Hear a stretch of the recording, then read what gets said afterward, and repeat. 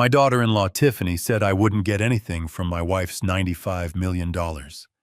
She sat there smiling during the reading of the will, already planning how to spend it, already planning where she would put me. But a few minutes later, our lawyer, Mr. Grayson, put the papers down, and he started laughing. Not a small chuckle, a deep, loud laugh that echoed in the quiet wood-paneled office. Before I tell you what happened next, let me know in the comments where you are watching from. Hit like and subscribe if you have ever had to deal with a family member who showed their true colors when money was involved. I, Leo Sterling, am 70 years old, and I am sitting in a very, very quiet house. The silence is the loudest sound I have ever heard. It's heavy. It has a weight. It smells like old books and the faint, lingering scent of the Earl Grey tea my wife Carolyn used to drink every single morning. Across from me is her armchair, a simple floral patterned thing she picked out from a catalog years ago. It's empty. It has been exactly 1 week since she left me after 45 years of marriage. 1 week since the cancer finally won. The cuckoo clock on the wall, a wedding gift from my mother, ticks forward with a cruel, relentless rhythm. It's measuring the time since she's been gone, and every tick feels like a hammer blow against my ribs. I look around this room, our living room, this house. We bought it 40 years ago, back when this part of Austin was just open fields and sprawling oak trees. It's a simple 3-bedroom ranch-style house. It's solid. It's comfortable. But it is not grand. Our furniture is a testament to that. The sofa we bought in 1998, the one with the springs that groan in protest every time I sit down. The rug near the hallway worn thin from decades of footsteps. The television, a thick-backed relic that my son Matthew always complains about when he visits. "Dad," he'd say, "why don't you get a flat screen? You can't even see the details on this thing." I'd always just shrug. "What details do I need to see in the evening news, son?" This was our cover. The one Caroline and I had built with meticulous, painstaking care. To the world, and especially to Matthew, I was just Leo Sterling, a retired data entry clerk from a mid-level insurance firm nobody's ever heard of. Caroline was just Caroline, a brilliant homemaker who loved her garden more than anything. We never corrected that assumption. We never told him the truth. We wanted him to grow up understanding the value of a dollar earned through sweat, not a dollar inherited by luck. We wanted him to build his own life free from the crushing, distorting weight of expectation that great wealth brings. We succeeded. Or perhaps we succeeded too well. Because Matthew grew up valuing work, but he also grew up believing we were simple. That I was simple. Poor. The doorbell rings. The sound is harsh, violent, shattering the heavy silence. Matthew. And of course, Tiffany. My son, 40 years old, steps inside first. His face is pale, blotchy from a week of forced grieving. His suit, his respectable work suit, is wrinkled. He's a good man at heart. I've always believed that. But he's soft, easily led. "Dad," he starts, his voice thick and cracking, and he pulls me into a hug. It's a tight, genuine hug. I feel his pain, his confusion. I'm his last anchor now, and he's clinging on. But the moment is broken. Tiffany glides past us. She doesn't hug me. She doesn't even make eye contact with me. My daughter-in-law.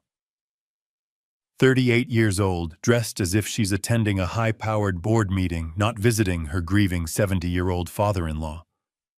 A sharp black pencil skirt. Stilettos that click, click, click on my old oak floors, an aggressive sound in my quiet home. Her eyes scan the room. It's a look I've come to know well over the past 5 years. It's not just disdain. It's worse. It's pity. It's the look of an exterminator sizing up a nest, calculating the fastest way to clear it out. "Hello, Leo," she says. Her voice is smooth but cold as marble. "How are you holding up?" Before I can answer, Matthew pulls away, wiping his eyes. "We were worried about you, Dad. Being all alone here in this big house." "Of course he'll be fine." Tiffany answers for me, already moving deeper into the room. She is not one to waste time on sentiment. We'll take care of him, Leo. This house, it's just too much for one person. She stops at the fireplace. Her eyes land on a small porcelain figurine, a shepherdess that Carolyn bought at a tiny antique shop in Florence on our 30th anniversary. Tiffany picks it up. Her long, perfectly manicured red fingernails tap against the delicate china. A sound like a tiny hammer. This is quaint, she says. She turns it over, looking for a maker's mark, and finding none, she scoffs. This probably isn't worth anything. She places it back down, not carelessly, but with a dismissiveness that's almost worse. We should probably start sorting through these things. Get rid of the clutter. It helps with the grieving process, you know. I feel a muscle in my jaw clench. Grieving, I say, my voice quiet. Is that what this is, Tiffany, cleaning up the clutter? It's just being practical, Leo, she says, turning to face me, that bright, false smile plastered on her face. Caroline would have wanted us to be practical. Keeping all this old stuff, it's not healthy. And we have to talk about the finances. Maintaining this place, on your pension, it's just not feasible. Matthew looks horrified. Tiffany, now. My God, Mom, just why not now? She cuts him off, her voice sharp as glass. Are we supposed to pretend the bills stop coming just because someone died? We have to be realistic. He needs to be taken care of. He can't manage on his own. He was used to Caroline doing everything right. She looks at me, waiting for confirmation. I just nod. I let her believe it. I let her think I'm the feeble, incompetent old man who can't even pay his own electricity bill. Her face softens immediately, her victory assured. See, he knows. We'll find a nice smaller apartment for you, Leo. Something manageable. She circles the room one more time, her eyes calculating, appraising. This dining table is solid oak. We could probably get $100 for it.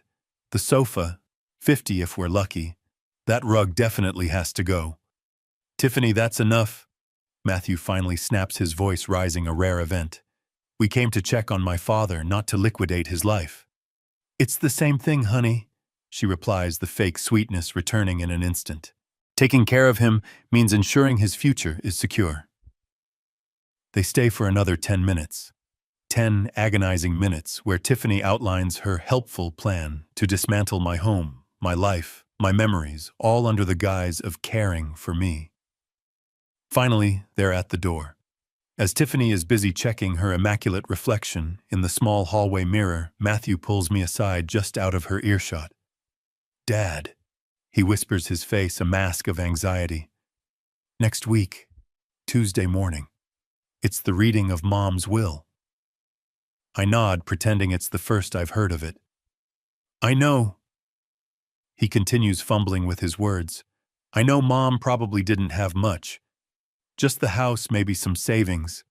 But Tiffany said she'd help manage it all. She's really good with finances. I look at my son, my 40-year-old son, completely blind to the woman standing 10 feet away, a woman who is practically vibrating with greed. She said she'll help make sure you're taken care of, Dad. Make sure no one, takes advantage of you.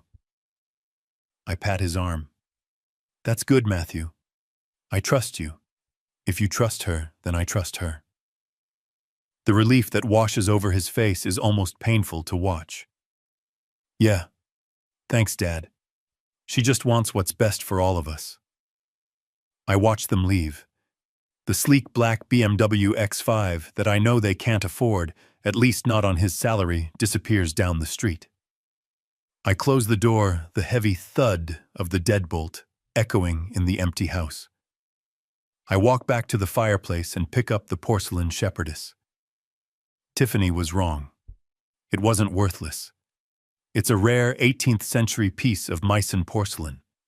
Its last auction estimate was just over $250,000. I place it back carefully. I sit down in my chair facing Caroline's. Well, my love, I whisper to the empty room. It's starting. I knew exactly what Caroline had put in that will, and I knew exactly what Tiffany was after. My daughter-in-law thought she was about to take control of a retired clerk's meager estate. She had no idea she had just tried to swindle a shark. Thursday morning, the house was settling into its new, heavy silence. I was in the kitchen staring at the coffee pot, trying to remember exactly how Caroline liked her grounds measured. The silence was so thick I could almost touch it. Then the doorbell rang, sharp, impatient. I knew who it was. They didn't even call this time. I opened the door. Matthew stood there looking even more exhausted than he had a few days ago, his eyes puffy and red. He looked like he hadn't slept at all. But Tiffany was energized. She was wearing a bright yellow sundress as if she were heading to a Sunday brunch, not visiting a house deep in mourning. She breezed past me carrying a sleek, expensive leather portfolio. "Leo," she said, her voice dripping with a sickening, artificial sweetness. "I'm so glad we caught you in. We have some wonderful news." She didn't wait for me to offer her a seat. She sat right down on the sofa, Caroline's sofa, placing her portfolio on the coffee table with a decisive thud. She unzipped it and pulled out a stack of glossy, colorful brochures. My heart sank. I knew exactly what those were. "Leo," she said, leaning forward, her voice dropping into that fake, syrupy tone of concern. "I know how hard this must be for you. Grieving. Being all alone." She fanned the brochures out on the table. They all had pictures of smiling, white-haired seniors playing shuffleboard or sitting by pristine blue swimming pools. "Matthew and I have been so worried. This house is it's too much for you to manage alone. So I did a little research." She pushed the largest brochure toward me. "This one is my favorite. Sunset Vistas." I stared at the cover. It looked less like a nursing home and more like a 5-star resort in Palm Springs. "It has around-the-clock nursing staff," she chirped. "Gourmet dining, social clubs, even a putting green. It would be so much better for you than rattling around in this dusty old house all by yourself." I knew Sunset Vistas. I'd had lunch with the developer who built it, a man named Henderson, just last month to discuss a charity endowment. The buy-in fee alone was $500,000 with monthly dues that cost more than my official yearly salary. I looked at the brochure, then looked up at Tiffany, letting my hands tremble just a little. I widened my eyes. I put on the performance of my life. "But Tiffany," I whispered, my voice sounding weak and reedy. This is for rich people. How could I ever afford something like this? My pension. It barely covers the property taxes and the electricity bill." Tiffany's smile widened. It was a slow, patient, condescending smile. The smile of someone explaining a very simple concept to a very stupid child. "Oh, Leo," she said, patting my trembling hand. "That's the brilliant part. You won't have to pay for it. The house will pay for it." Matthew, who had been standing silently by the window staring out at Caroline's roses, flinched as if her words had physically struck him. Sell the house," I stammered, playing my part to perfection. But Caroline, this is our home. All our memories." "It was your home, Leo," she corrected me, her voice sickeningly gentle. "Now it's just a lot of empty rooms and old memories. And more importantly, it's an asset. A very valuable asset." She looked around my simple living room, her eyes calculating. "This land alone, in this neighborhood, it's worth a fortune. It might not look like much, but it's enough.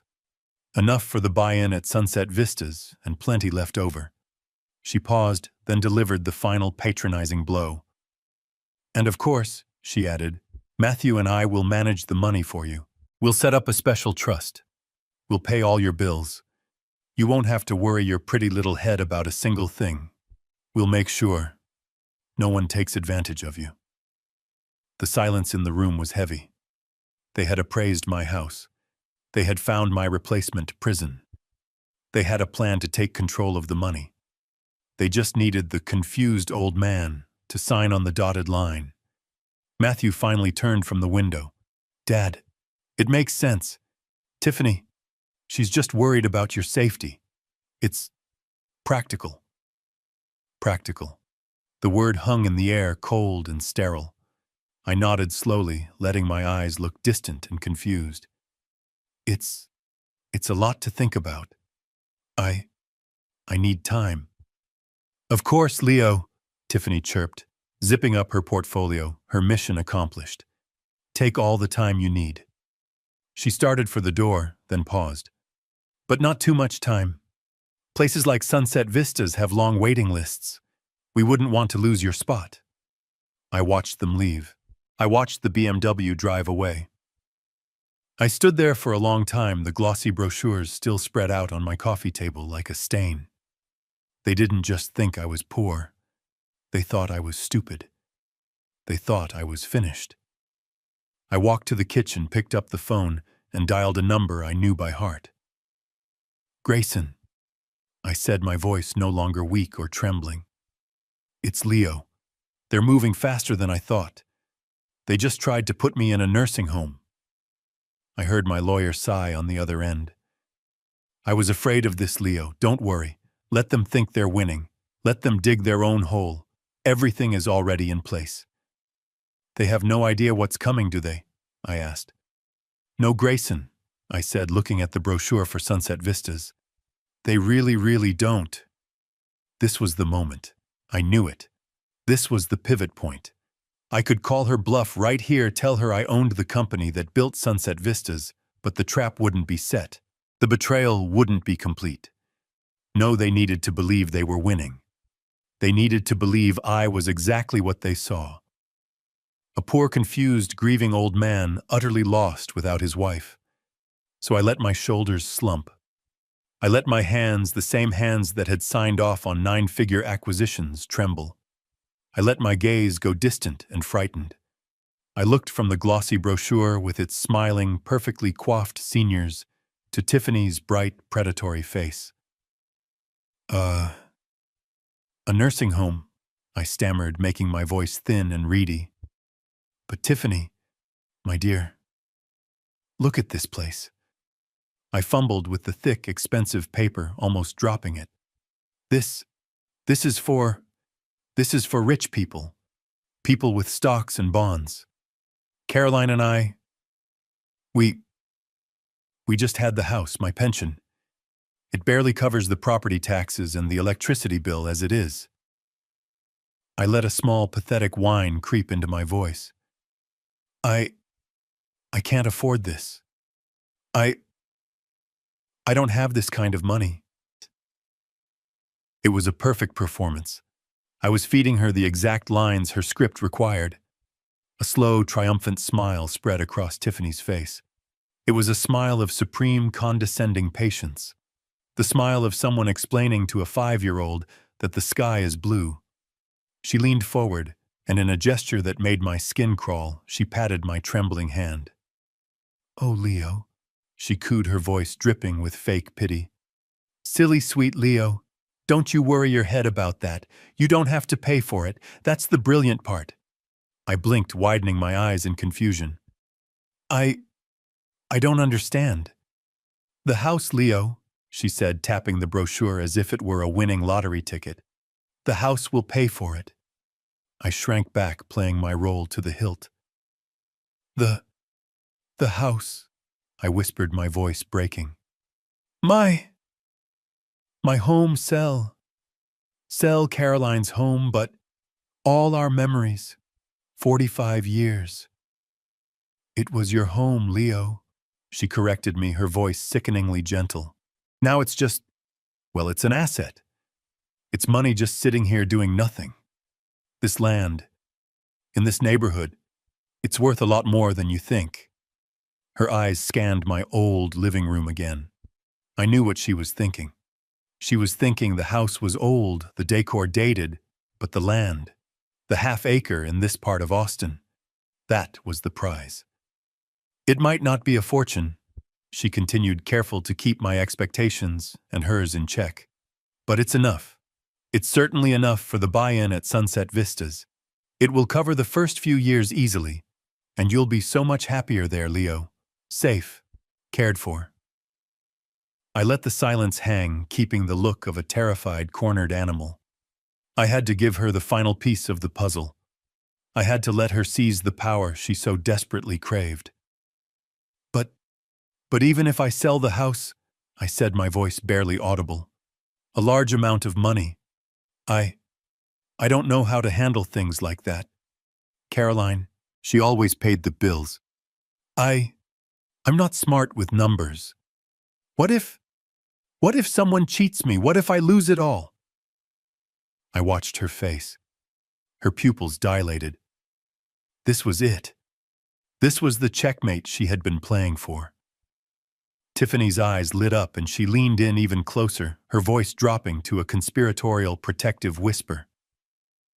Leo, Leo, Leo, that is exactly why Matthew and I are here.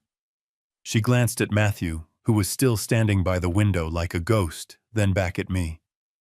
You won't have to touch a single cent, she promised, her voice smooth as silk.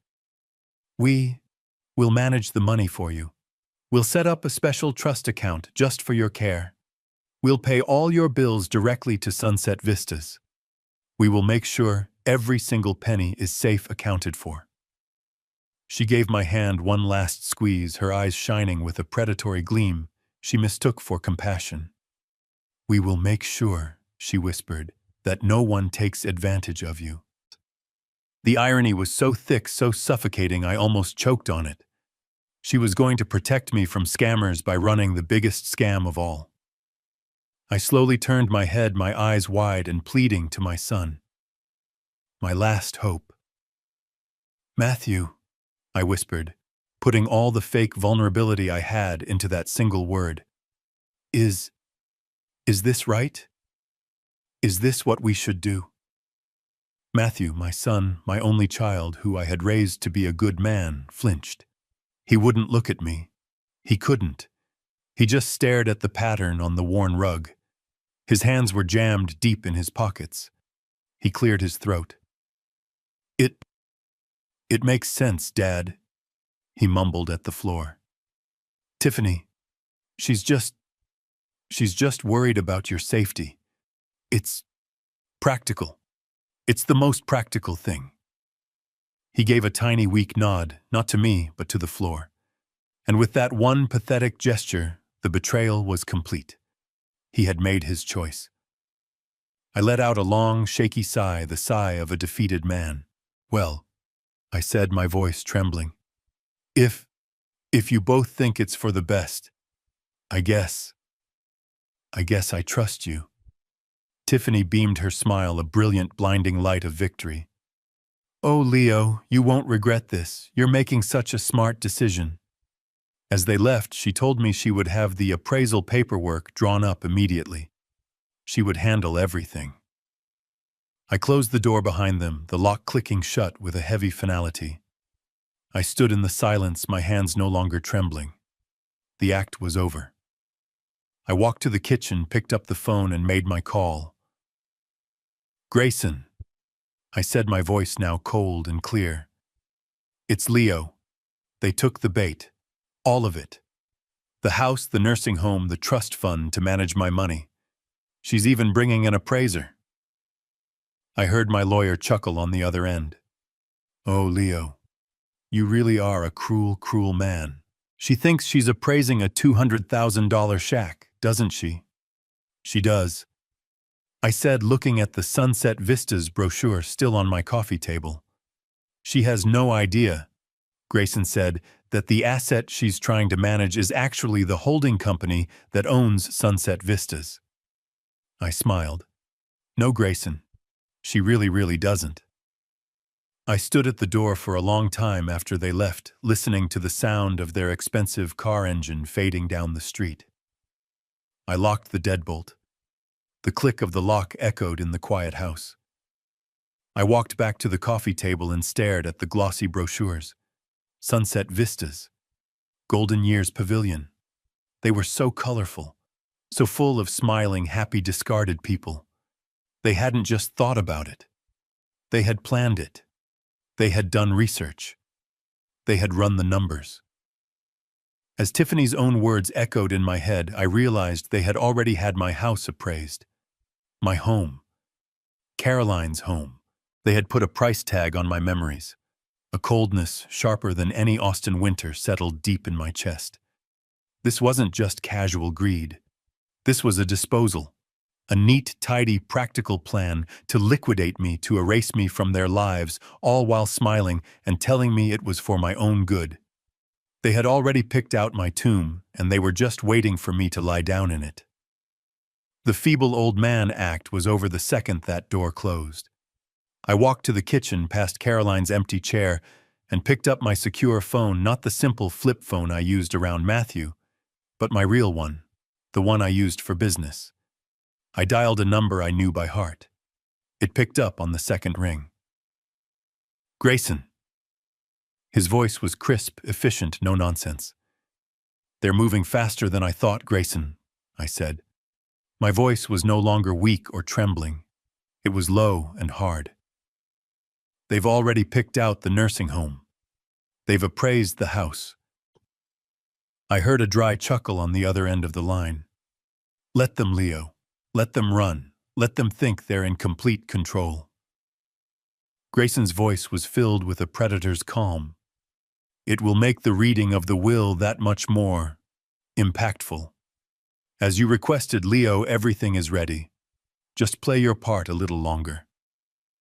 I hung up. They thought they were dealing with a confused old man. They had no idea they were dealing with me, and they had no idea they were dealing with Grayson. The next 2 days were quiet. Too quiet. I didn't hear from Matthew or Tiffany, which I knew was a bad sign. It meant they weren't just suggesting anymore. They were actively planning. I needed to know what their next move was. I needed to give them a little push to see how fast they would react. On Monday morning, I put on my poor old man outfit, my faded khaki pants, a slightly frayed polo shirt, and my oldest pair of walking shoes. I drove my 10-year-old sedan, the one Matthew thought was my only car, to the downtown branch of my local bank. This wasn't my real bank, of course. This was just the small local account where my pension was deposited, the account Matthew and Tiffany knew about. I walked up to the counter, intentionally shuffling my feet. A young teller, Sarah, smiled at me. She'd known me for years as Mr. Sterling, the quiet old man who came in every month to withdraw cash for groceries. "Good morning, Mr. Sterling," she said kindly. "Just the usual today." "Ah, yes, Sarah," I said, putting on a slightly shaky voice. "Yes, just the usual, but I think I need a little extra this month. The funeral expenses, you know, they were more than I expected." I looked down, projecting sadness and confusion. It was a lie, of course. Grayson had paid for everything from one of Caroline's ancillary accounts. "Oh, Mr. Sterling, I am so sorry for your loss," she said, her eyes softening with genuine sympathy. "Of course. How much were you thinking?" "Well," I hesitated. "I was thinking maybe $500. Is that too much? I just don't know what to do without Caroline. She handled all the numbers." "That's no problem at all," she said reassuringly. She typed my name into her computer, and then she froze. Her smile faltered. She squinted at her screen, then frowned, her brow furrowing in confusion. "Mr. Sterling," she began slowly, I see your account here, but there's a pending request on it." A request?" I asked, widening my eyes in panic, all part of the act. "What kind of request? Is something wrong? Did I bounce a check?" "Oh no, nothing like that," she said, though she looked deeply uncomfortable. "It's just, there's a request submitted online late last night to add an authorized user to your savings account." A Tiffany Sterling." I felt the blood drain from my face, and this time the shock was real. I hadn't expected them to move this fast. This was far beyond just helpful suggestions. This was identity theft. Tiffany, I stammered, gripping the counter. My daughter-in-law, but I didn't ask for that. I don't think I did. Did I? Sarah looked even more troubled. Well, that's why I'm asking, sir. The request, it came with an attached letter. It's from a Dr. Evans, stating that that you're showing early signs of cognitive decline, and that you require assistance from your son, Matthew Sterling, to manage your finances. There it was. The drop of the guillotine. It wasn't just a plan anymore. They had done it. They had gone to a doctor, or more likely paid one off to get a fraudulent medical letter. They were actively criminally trying to seize control of my assets while I was still warm from grieving my wife. Cognitive decline. I repeated the words, my voice breaking. He thinks I'm senile. Mr. Sterling, I'm sure it's a misunderstanding, Sarah said quickly, her face full of pity. Your son and his wife are probably just worried, trying to be helpful. Helpful, I whispered. I let a single tear roll down my cheek. Yes, I'm sure that's it. I looked at her, my eyes pleading. Sarah, please don't approve that. Not yet. I need to talk to my son. I'm just confused. Caroline always handled everything. Please just cancel the request. Please. Sarah's professional demeanor melted. She saw a terrified, grieving widower, not a corporate titan. Of course, Mr. Sterling. Absolutely, she said, typing furiously. I'm canceling it right now, and I'm putting a security alert on your account. No changes can be made by anyone without you being physically present with 2 forms of identification. Okay. Thank you, Sarah, I whispered. Thank you. You're very kind. I took my $500, my hands shaking for real this time, and shuffled out of the bank. But the moment I was out of sight, the moment I turned the corner, the shaking stopped. The fear vanished. The stoop in my shoulders straightened. The coldness I felt earlier was gone. It had been replaced by a white-hot, righteous fury. This wasn't about greed anymore. This wasn't about them wanting my house. This was a declaration of war. They hadn't just insulted my intelligence. They had tried to steal my identity, my autonomy, my very sanity. They thought they were dealing with a forgetful old man. They had no idea I was the one who had written the security protocols for this bank's online system back in 2005. I got in my car. I didn't go home. I drove straight to my real office, the one on the 40th floor, the one Matthew didn't know existed. They had started the game. Now I was going to finish it. A nursing home, I stammered, making my voice thin and reedy. But Tiffany, my dear, look at this place. I fumbled with the thick, expensive paper, my hand shaking just a little, almost dropping it. This is for rich people. People with stocks and bonds. Caroline and I, we just had the house, my pension. It barely covers the property taxes and the electricity bill as it is. I let a small, pathetic whine creep into my voice. I can't afford this. I don't have this kind of money. It was a perfect performance. I was feeding her the exact lines her script required. A slow, triumphant smile spread across Tiffany's face. It was a smile of supreme, condescending patience. The smile of someone explaining to a 5-year-old that the sky is blue. She leaned forward, and in a gesture that made my skin crawl, she patted my trembling hand. Oh, Leo, she cooed, her voice dripping with fake pity. Silly, sweet Leo. Don't you worry your head about that. You don't have to pay for it. That's the brilliant part.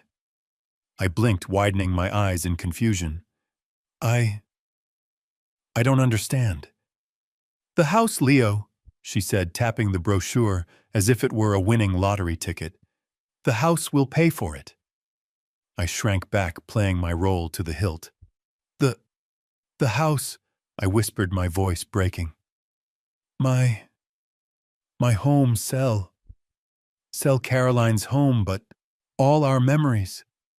45 years. It was your home, Leo, she corrected me, her voice sickeningly gentle. Now it's just, well, it's an asset. It's money just sitting here doing nothing. This land, in this neighborhood, it's worth a lot more than you think. Her eyes scanned my old living room again.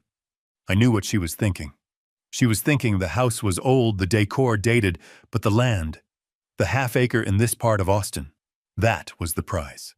Might not be a fortune, she continued, careful to keep my expectations and hers in check. But it's enough. It's certainly enough for the buy-in at Sunset Vistas. It will cover the first few years easily, and you'll be so much happier there, Leo. Safe, cared for. I let the silence hang, keeping the look of a terrified, cornered animal. I had to give her the final piece of the puzzle. I had to let her seize the power she so desperately craved. But even if I sell the house, I said, my voice barely audible, a large amount of money. I don't know how to handle things like that. Caroline, she always paid the bills. I'm not smart with numbers. What if someone cheats me? What if I lose it all? I watched her face. Her pupils dilated. This was it. This was the checkmate she had been playing for. Tiffany's eyes lit up and she leaned in even closer, her voice dropping to a conspiratorial, protective whisper. Leo, that is exactly why Matthew and I are here. She glanced at Matthew, who was still standing by the window like a ghost, then back at me.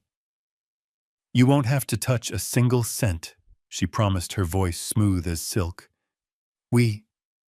We'll manage the money for you. We'll set up a special trust account just for your care. We'll pay all your bills directly to Sunset Vistas.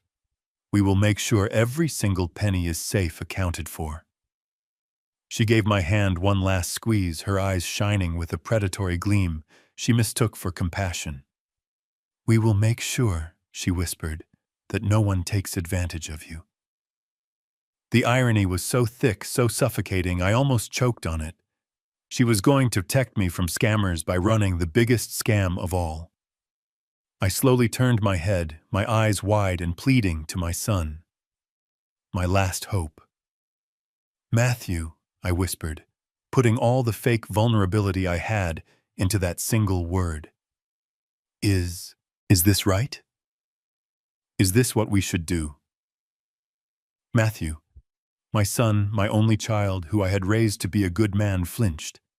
He wouldn't look at me. He couldn't. He just stared at the pattern on the worn rug. His hands were jammed deep in his pockets. He cleared his throat. It makes sense, Dad, he mumbled at the floor. Tiffany, she's just worried about your safety. It's practical. It's the most practical thing. He gave a tiny weak nod, not to me, but to the floor. And with that one pathetic gesture, the betrayal was complete. He had made his choice. I let out a long, shaky sigh, the sigh of a defeated man. Well, I said, my voice trembling, if you both think it's for the best, I guess I trust you. Tiffany beamed her smile, a brilliant, blinding light of victory. Oh, Leo, you won't regret this. You're making such a smart decision. As they left, she told me she would have the appraisal paperwork drawn up immediately. She would handle everything. I closed the door behind them, the lock clicking shut with a heavy finality.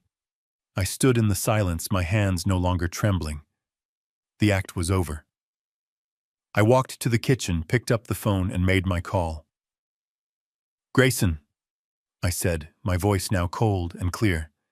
It's Leo. They took the bait. All of it. The house, the nursing home, the trust fund to manage my money. She's even bringing an appraiser. I heard my lawyer chuckle on the other end. Oh, Leo, you really are a cruel, cruel man. She thinks she's appraising a $200,000 shack, doesn't she? She does, I said, looking at the Sunset Vistas brochure still on my coffee table. She has no idea. Grayson said that the asset she's trying to manage is actually the holding company that owns Sunset Vistas. I smiled. No, Grayson. She really doesn't. I didn't even have time to pour myself a stiff drink before the phone rang. It was late, almost 9 p.m.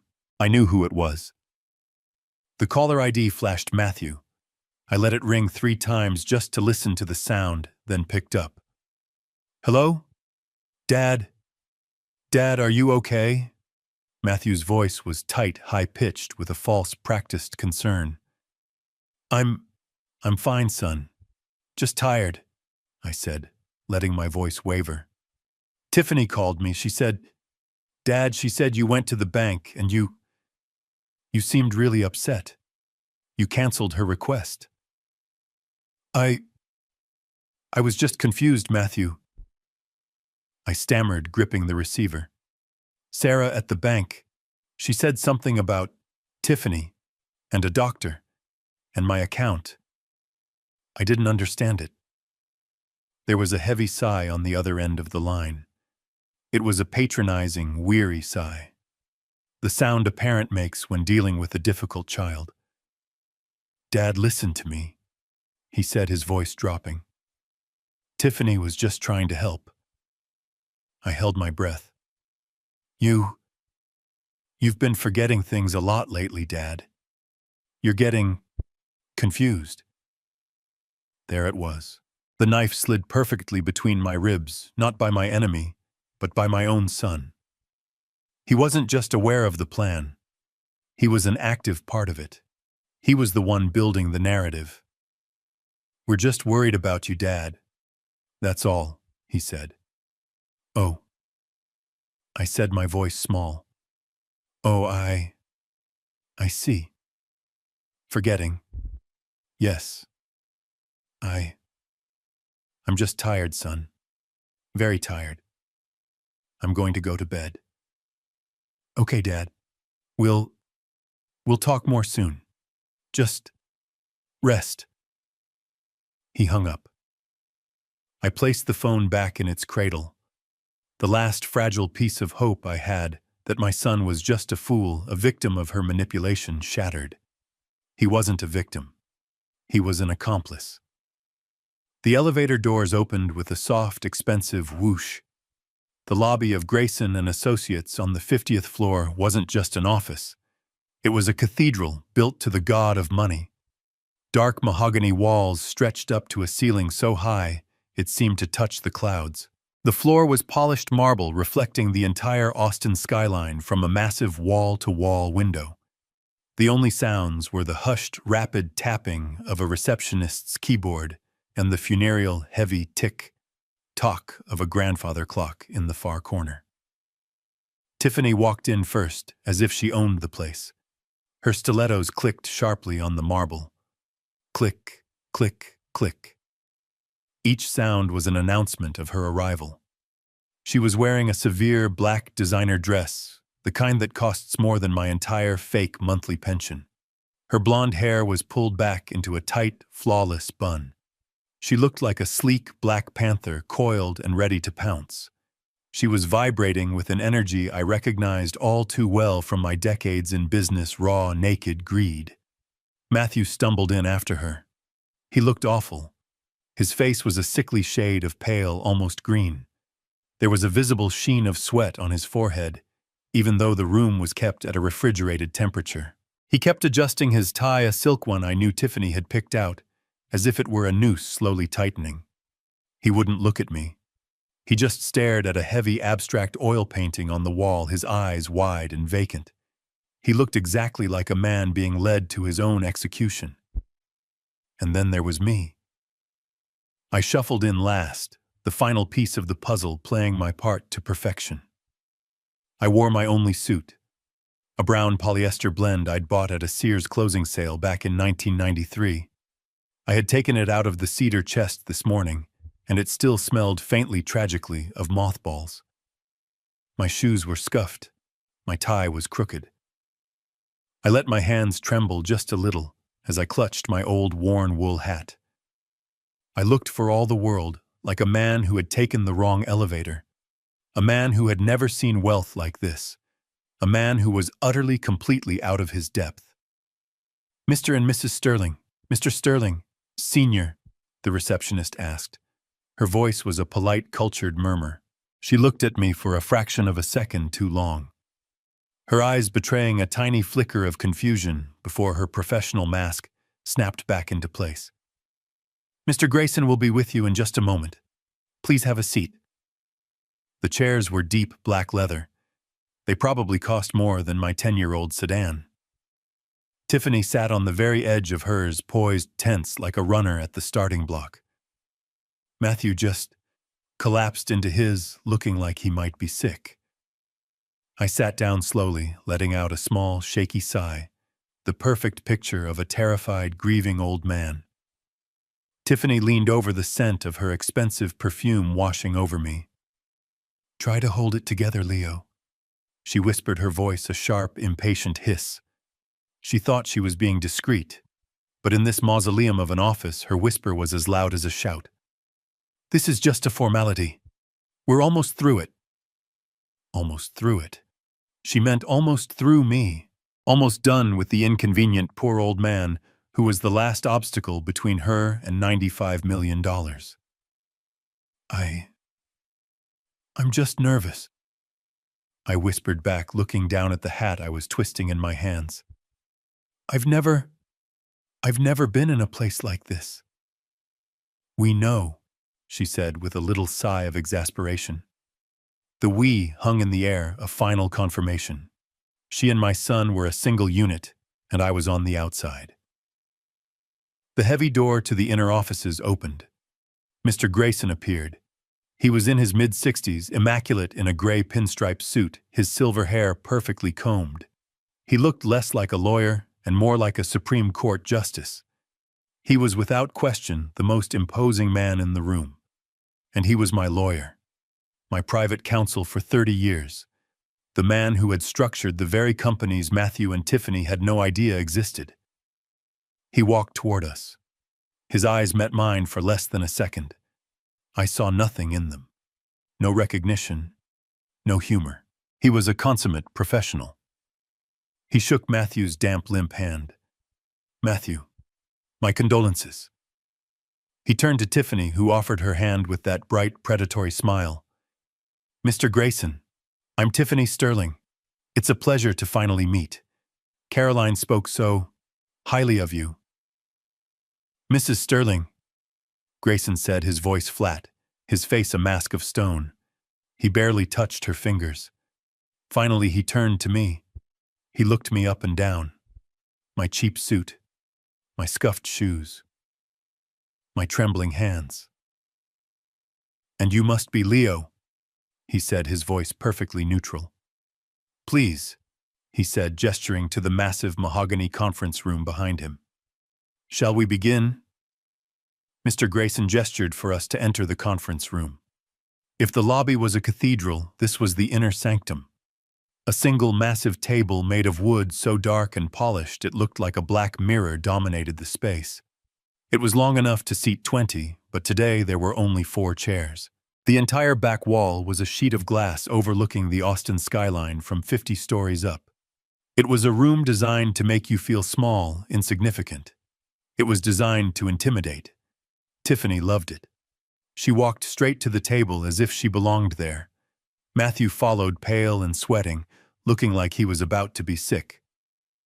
I shuffled in last, still clutching my old wool hat, playing the part of the bewildered widower. Grayson took his seat at the head of the table. He gestured for us to sit. He placed a single, deceptively thin manila folder in the precise center of the blotter in front of him.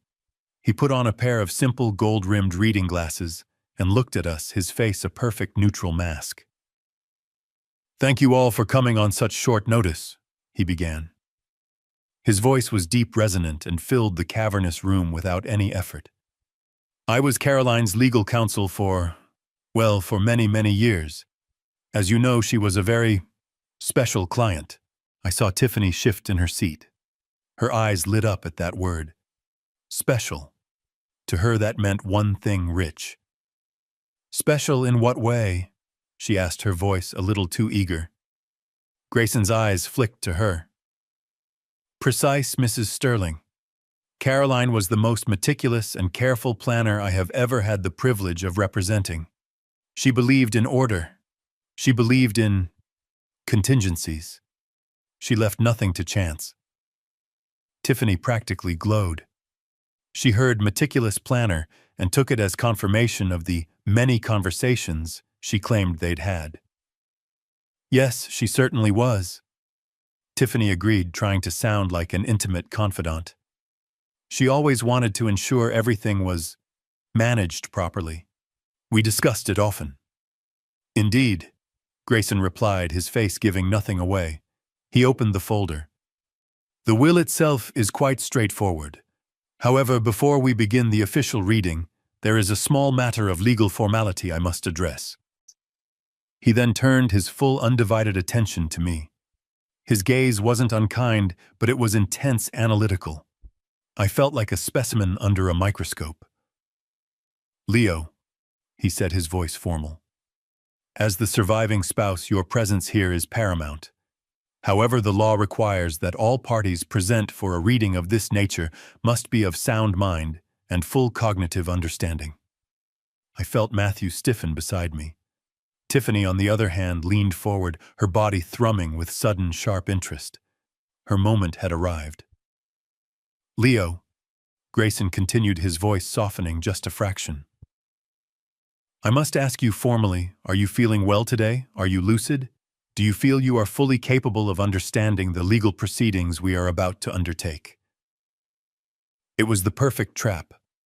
A standard legal question delivered with just enough gravity to invite comment. I played my part. I looked up, my eyes wide and watery. I blinked as if the question itself was too complex. I think so. I stammered, my hands visibly twisting my old hat in my lap. I mean, yes. It's a very big room.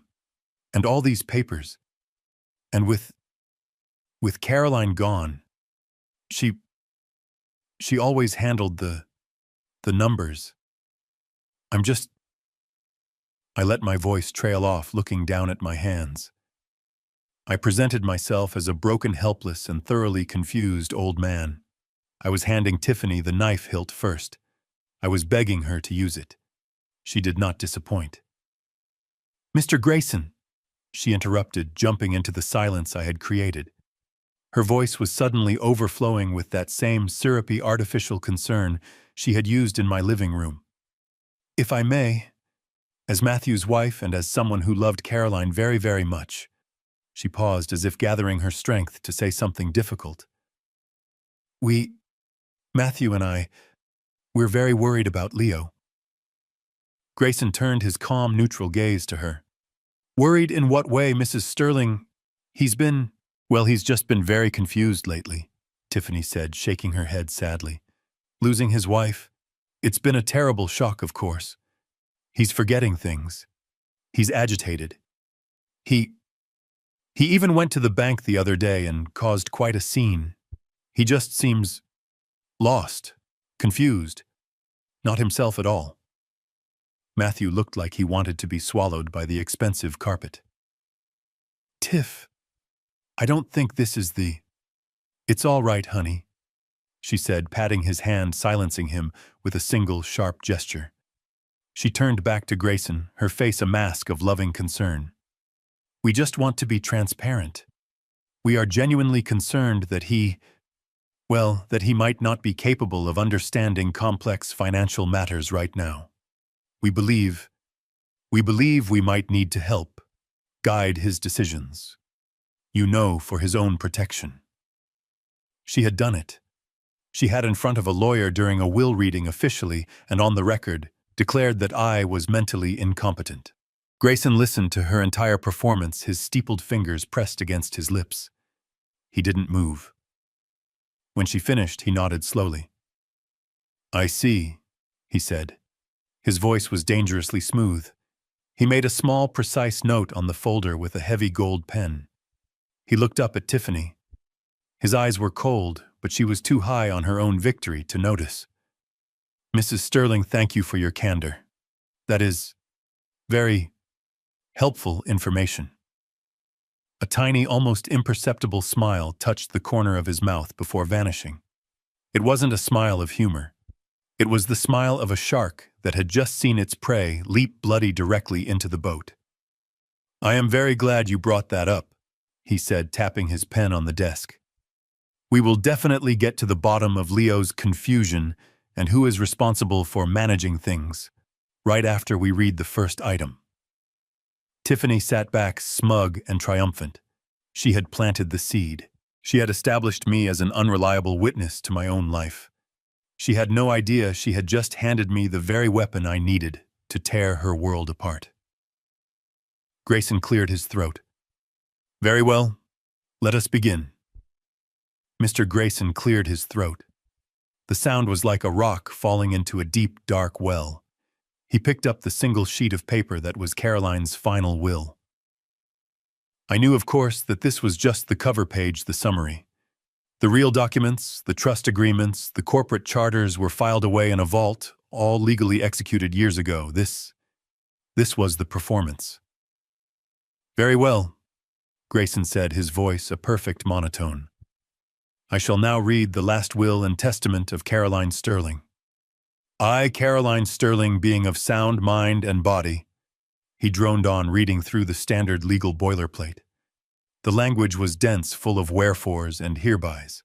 I kept my face a mask of mild, vacant confusion, as if trying to follow the complex words was giving me a headache. Matthew was staring at his own hands, which were clasped so tightly on the black mirror of the table that his knuckles were white. Tiffany, however, was a coiled spring. She was sitting on the absolute edge of her chair, her back ramrod straight. "And I direct that my funeral expenses be paid from my personal checking account," Grayson continued. Tiffany let out a tiny, almost inaudible sigh. This wasn't what she was here for. "Item 1, Grayson said, pausing to adjust his glasses.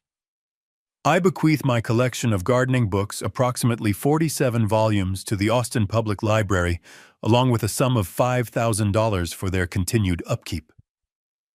I saw Tiffany's perfectly manicured fingers begin to tap, tap, tap on the polished wood of the table.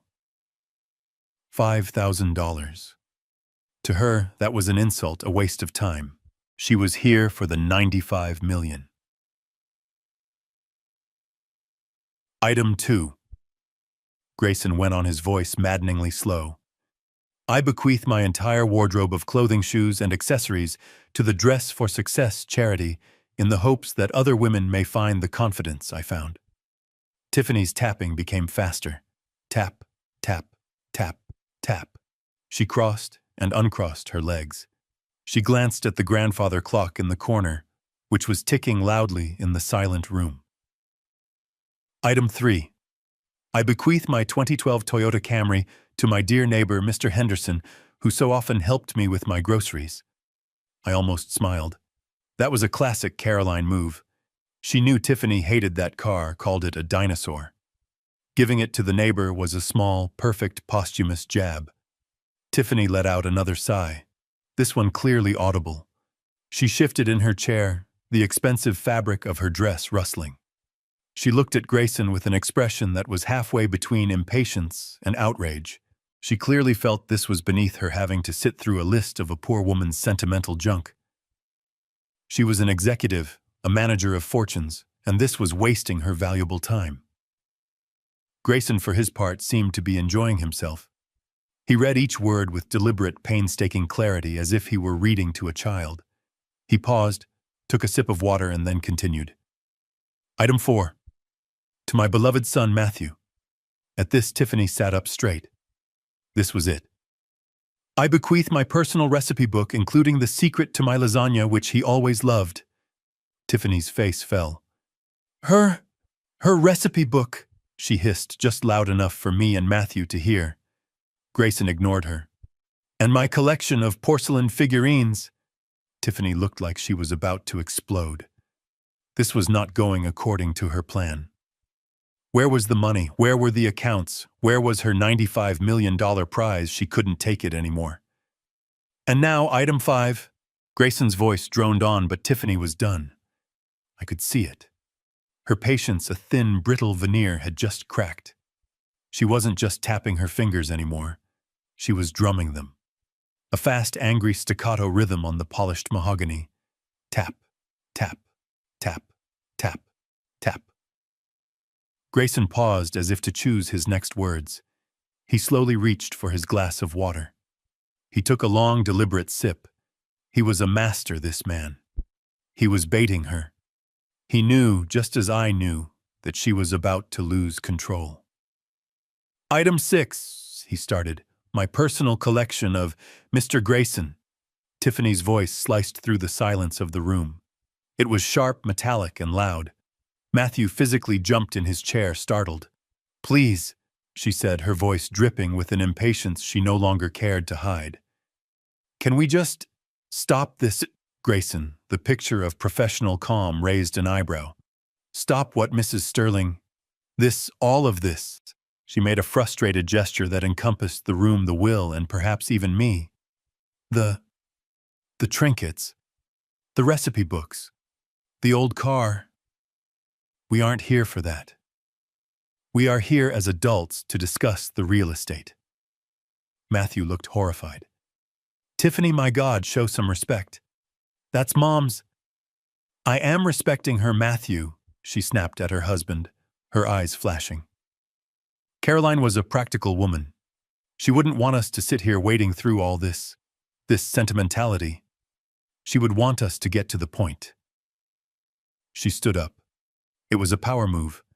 She clasped her hands behind her back and paced once behind her chair, stopping to look out the massive window at the Austin skyline, as if she were already surveying her new domain. Let's all be honest, she said, turning back to the table, her gaze sweeping over us. We all know why we are really here. We are here, she said, her voice dropping, to discuss the $95 million. The number landed in the room with a physical thud. Matthew went white. 95. Tiff, what in God's name are you talking about? Mom had the house, she had some savings. That's insane. I kept my face a perfect mask of bewildered, terrified shock. 95 million, she knew. She knew the exact number. My blood ran cold, not because she knew, but how she knew. Caroline and I had been fortress-level careful. Had Caroline slipped up in her final days? Or had Tiffany been digging, hiring her own investigators, violating our privacy, in ways I hadn't even imagined? Tiffany let out a short, pitying laugh at her husband. Oh, Matthew, please, she scoffed, waving a dismissive hand. Don't be naive. You didn't really think your mother was just some simple gardener, did you? I've been doing my research for months. Caroline Sterling wasn't just Caroline. She was one of the most brilliant private tech investors in this country. She just hid it, very cleverly. Her eyes met mine, and in that instant her entire demeanor shifted. The hard-edged, impatient executive vanished. In her place was a woman overflowing with compassion, sorrow, and a terrible, terrible burden of knowledge. It was the most terrifying transformation I had ever seen. She walked slowly around the table. She came to my chair. And then in a gesture that made my skin crawl, she knelt beside me. She took my trembling, I was making them tremble, of course, hand in her two perfectly manicured ones. Her hands were ice cold. Leo, she began, her voice dropping to a low, intimate, conspiratorial whisper. Listen to me. I know this is a terrible shock. I truly do. And I am so, so sorry you had to find out this way. It's a lot to process. I just stared at her, my mouth slightly open, the picture of a broken old man. Caroline, she and I, we had many, many long talks about this. She said, her voice thick with fake emotion. months ago. She knew she was sick, and she was so worried. Worried? About what? I whispered. About you, Leo, she said, squeezing my hand. She was worried sick about leaving you all alone. She knew you well. She glanced at Mr. Grayson, then back at me as if sharing a painful secret. She knew you wouldn't know how to manage, how to cope with all of this. She gestured vaguely at the opulent office at the idea of the money. She loved you, Leo, so much, but she was also a realist.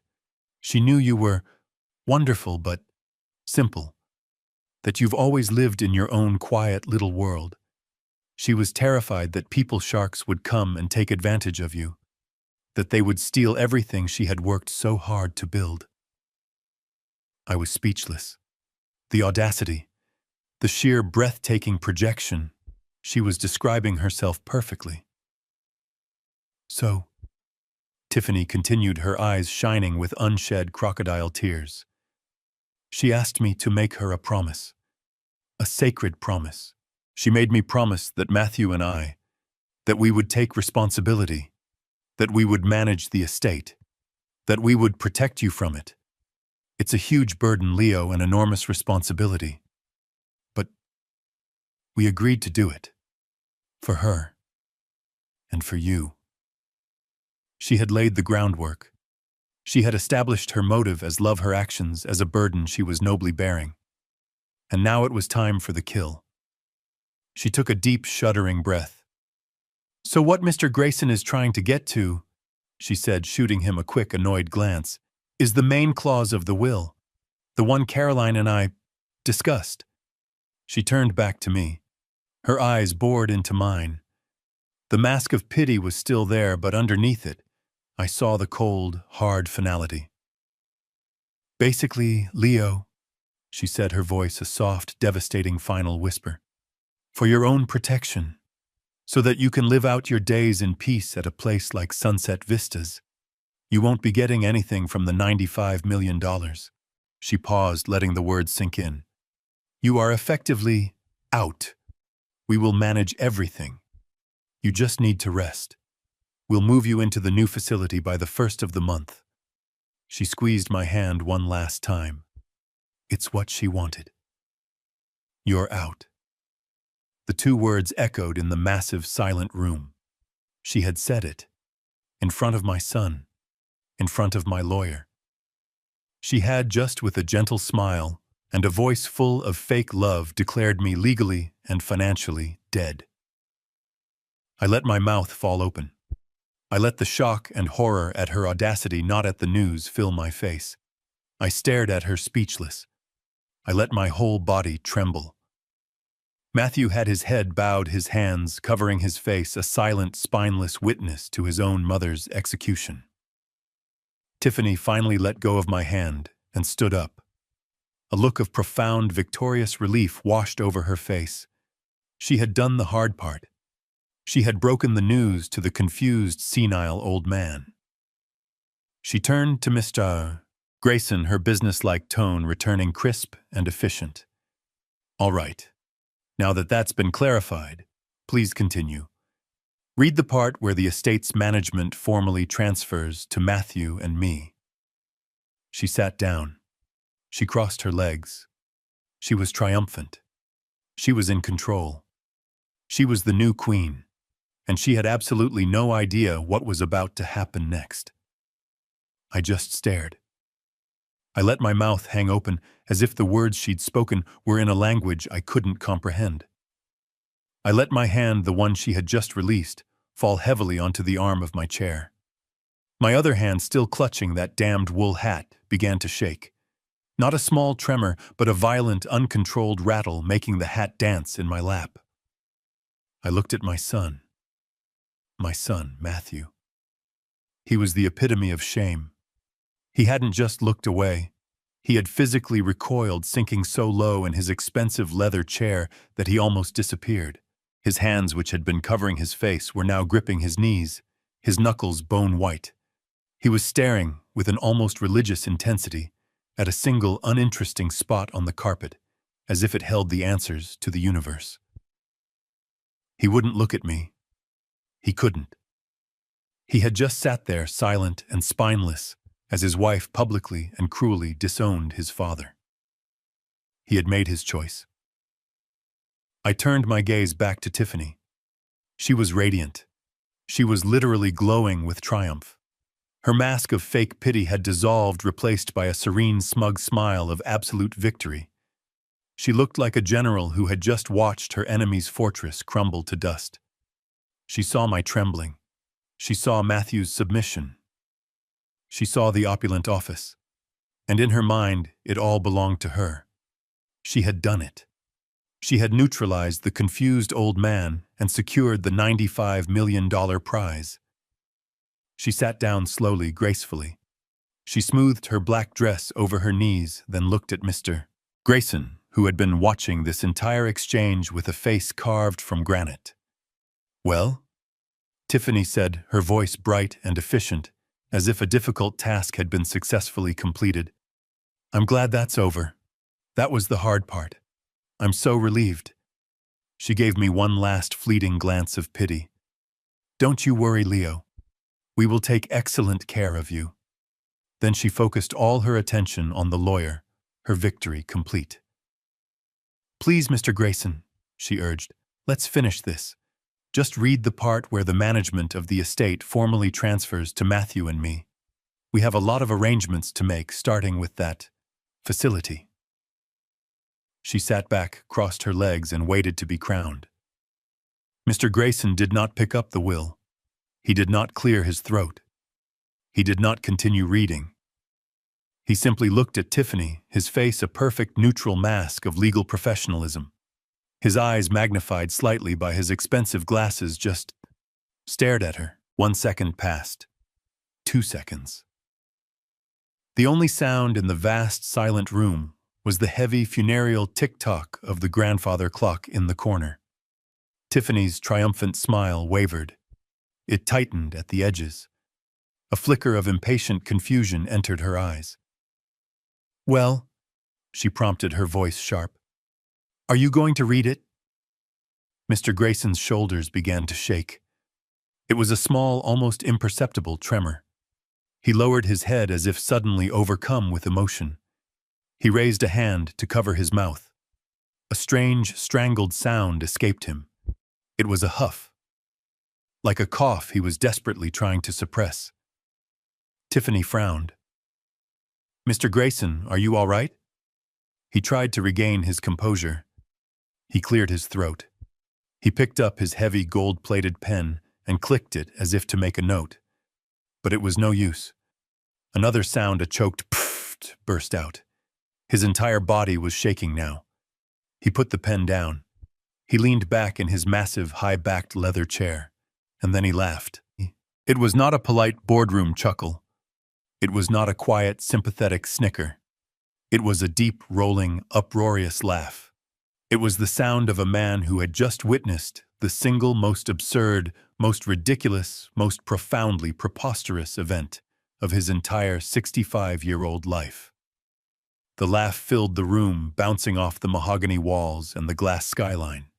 He laughed so hard he had to take off his glasses, his eyes streaming with tears, and wipe them with a pristine silk pocket square. I just sat there, my face a perfect mask of bewildered second-hand embarrassment for him. Matthew looked like he had just seen a ghost. He physically recoiled, staring at the lawyer, his face white with terror. He didn't know what was happening, but he knew instinctively that this was not part of the plan. Tiffany's face was a masterpiece of conflicting emotions. Her smugness had evaporated, replaced by a mask of cold, white-hot fury. This was not in her script. Old senile fathers-in-law were supposed to cry. Weak, spineless husbands were supposed to cower. And expensive, high-powered lawyers were supposed to read the damn will. They were not under any circumstances supposed to laugh at her. "What child cushion?" she said, her voice dropping to a low, dangerous hiss, "is so funny." Mr. Grayson finally caught his breath. He was still wheezing, dabbing at his eyes. "Forgive me," he gasped. "Oh my. Forgive me. It's just—" He put his glasses back on, his eyes still shining with mirth. He looked directly at Tiffany. "Mrs. Sterling," he said, trying to compose himself. You said you and Caroline had many long talks." "Yes." Tiffany snapped, her patience completely gone. "We did. She was very worried about Leo's condition, about him being taken advantage of." "His condition," Grayson repeated as if savoring the word. "I see. And in these many talks, she specifically told you that she wanted you and your husband to manage this $95 million estate." "Yes," Tiffany said, her voice rising. "She trusted me. She knew I had the financial sense to handle it. She knew I could protect Leo." "Now will you please read that part?" Mr. Grayson's smile vanished. It didn't just fade. It snapped off as if a switch had been flipped. The humor in the room was sucked into a vacuum, replaced by a coldness that was far more terrifying than his laughter. "No," he said. Tiffany's face faltered. "What? What do you mean, no? No?" Grayson repeated, his voice now flat, hard, and sharp as ice. "I will not read that part. Because that part, Mrs. Sterling, does not exist." He leaned forward, his hands flat on the desk. "It's fascinating, really. Peculiar. Because I had my own final meeting with Caroline just 2 weeks ago to finalize this very will, and she did mention you. Oh yes. She said you were, how did she put it, relentlessly sniffing around the money. She mentioned you were constantly making helpful suggestions about her finances. She told me your attempts were, and I quote, vulgar, offensive, and frankly, amateurish." The color drained from Tiffany's face. She looked like she'd been slapped. She wouldn't. That's a lie." "Oh, Caroline never lied, Mrs. Sterling," Grayson assured her, his voice dangerously smooth. "But you're quite good at it. You haven't just been suggesting, have you? You've been acting." He picked up the other folder, the one he had brought, not the will. "Which brings me," he said, his voice now devoid of all humor, "to this letter from a Dr. Evans regarding Leo's cognitive decline." He slid a piece of paper across the polished table. It stopped directly in front of her. "The letter you submitted to Mr. Sterling's bank trying to gain access to his accounts." He looked up at her, his eyes like steel traps. "You have been very busy, haven't you, Mrs. Sterling?" Tiffany's face, which had been glowing with smug victory, snapped into a mask of cold, white-hot fury. The air in the room crackled. She pushed her chair back, the legs scraping loudly on the marble floor. "What?" she said, her voice dropping to a low, dangerous hiss, "is so funny. This is the reading of my mother-in-law's will. It is a serious, solemn occasion. We are here to finalize her wishes, not to be ridiculed by her lawyer." Matthew looked absolutely mortified. "Tiff, please sit down," he whispered, tugging at her sleeve. She shook him off, her eyes locked on Grayson. "No, Matthew. I want an answer."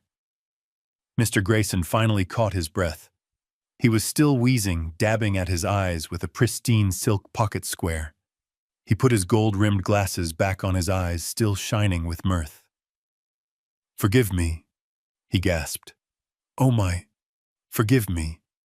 It's just—" He composed himself, though a smile still played at the corners of his mouth.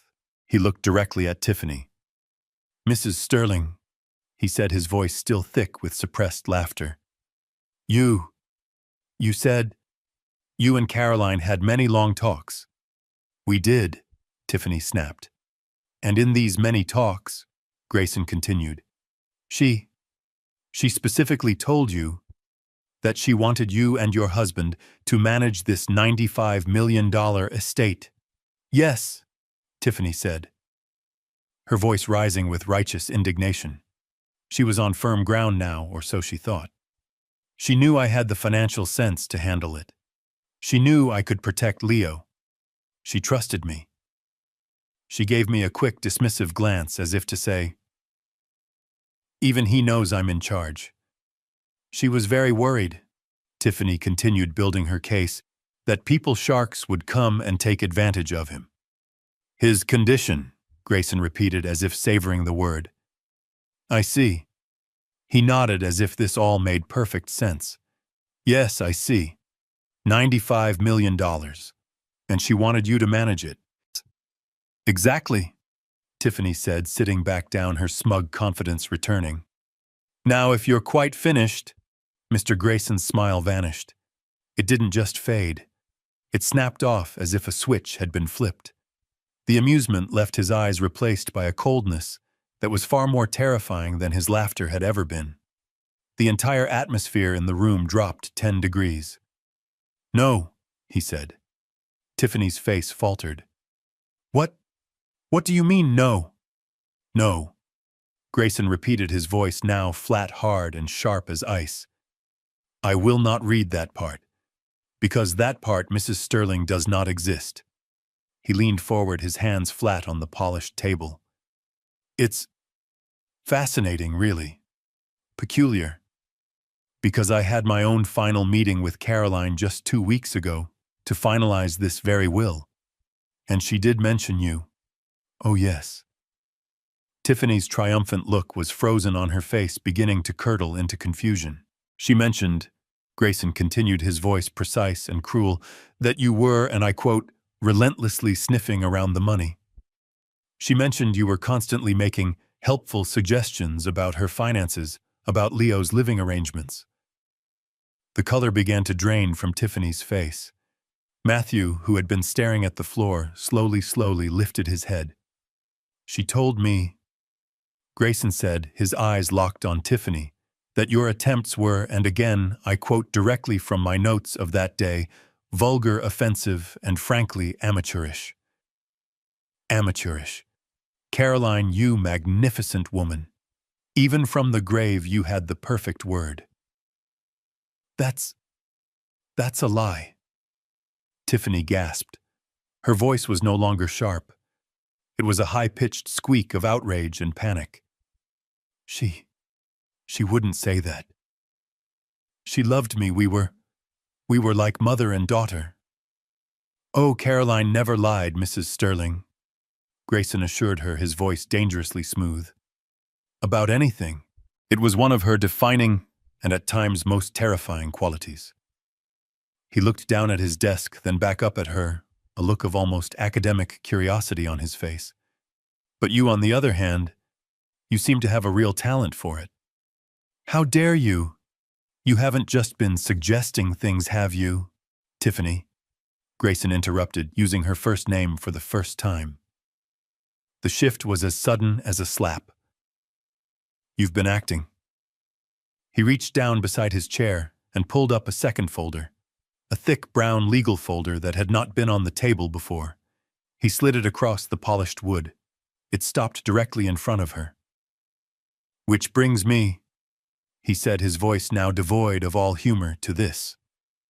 Tiffany just stared at it as if it were a snake. "You see," Grayson continued, "my firm doesn't just handle wills. We also handle Mr. Sterling's entire corporate and personal portfolio. That includes his banking, all of his banking, even the small local pension account he so enjoys maintaining." I kept my face a perfect mask of confusion. My bank," I whispered. "Sarah?" Grayson gave me a quick, reassuring glance. "It's all right, Leo. We've already spoken to Sarah. She did an excellent job." He turned back to Tiffany. Her face was no longer pale. It was sheet white. "This," Grayson said, tapping the new folder, "is a copy of a request submitted to Mr. Sterling's bank just yesterday. A request to add you, Tiffany Sterling, as an authorized user with full power of attorney over his savings account. And it was attached to this." He pulled out a single sheet of paper from the folder. A letter from a Dr. Evans. A very convenient letter stating that Mr. Leo Sterling is suffering from rapid cognitive decline and is no longer capable of managing his own financial affairs. Matthew made a sound, a strangled gasping noise. "Tiff," he whispered. "What is that? What? What did you do?" "It's a lie," Tiffany shrieked, lunging for the paper. I don't know what that is. He is confused. You can see it, he's confused." "That's going to be very difficult to prove, Mrs. Sterling," Grayson said calmly, pulling the paper out of her reach. "Especially since we called Dr. Evans this morning. He's a very respected geriatric specialist. He was fascinated to see this letter primarily because, as he stated in a sworn affidavit that I have right here, he has never ever met you or your father-in-law." He leaned in his voice a low, devastating whisper. "You have been very busy, haven't you, Mrs. Sterling?" "What?" Tiffany said, her voice dropping to a low, dangerous hiss, "is so funny." "This is the reading of my mother-in-law's will. It is a serious, solemn occasion. We are here to finalize her wishes, not to be ridiculed by her lawyer." Matthew looked absolutely mortified. "Tiff, please sit down," he whispered, tugging at her sleeve. She shook him off, her eyes locked on Grayson. "No, Matthew. I want an answer." Mr. Grayson finally caught his breath. He was still wheezing, dabbing at his eyes with a pristine silk pocket square. He put his gold-rimmed glasses back on his eyes, still shining with mirth. "Forgive me," he gasped. "Oh my, forgive me. It's just—" He composed himself, though a smile still played at the corners of his mouth. He looked directly at Tiffany. "Mrs. Sterling," he said, his voice still thick with suppressed laughter. You said you and Caroline had many long talks." "We did," Tiffany snapped. "And in these many talks," Grayson continued, she specifically told you that she wanted you and your husband to manage this $95 million estate." "Yes," Tiffany said, her voice rising with righteous indignation. She was on firm ground now, or so she thought. "She knew I had the financial sense to handle it. She knew I could protect Leo. She trusted me." She gave me a quick, dismissive glance as if to say, "See, even he knows I'm in charge." She was very worried, Tiffany continued, building her case, that people sharks would come and take advantage of him. "His condition," Grayson repeated as if savoring the word. "I see." He nodded as if this all made perfect sense. "Yes, I see. $95 million, and she wanted you to manage it." "Exactly," Tiffany said, sitting back down, her smug confidence returning. "Now, if you're quite finished." Mr. Grayson's smile vanished. It didn't just fade. It snapped off as if a switch had been flipped.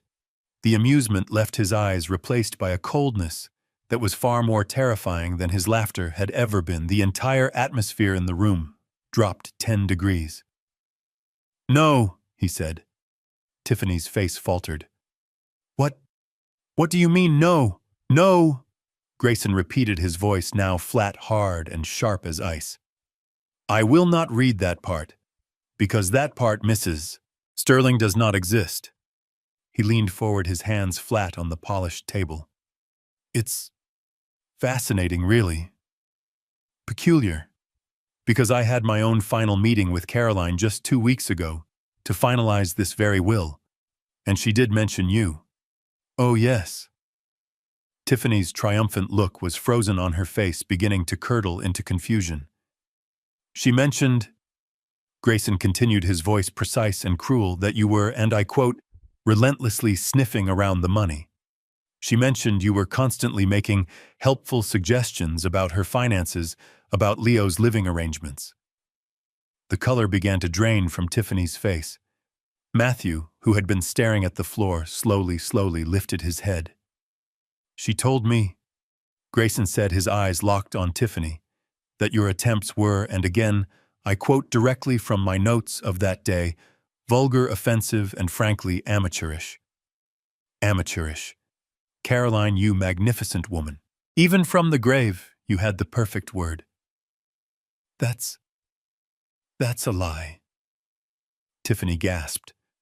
Her voice was no longer sharp. It was a high-pitched squeak of outrage and panic. She wouldn't say that. She loved me. We were like mother and daughter. Oh, Caroline never lied, Mrs. Sterling, Grayson assured her, his voice dangerously smooth. About anything. It was one of her defining and at times most terrifying qualities. He looked down at his desk, then back up at her, a look of almost academic curiosity on his face. But you, on the other hand, you seem to have a real talent for it. How dare you? You haven't just been suggesting things, have you? Tiffany? Grayson interrupted, using her first name for the first time.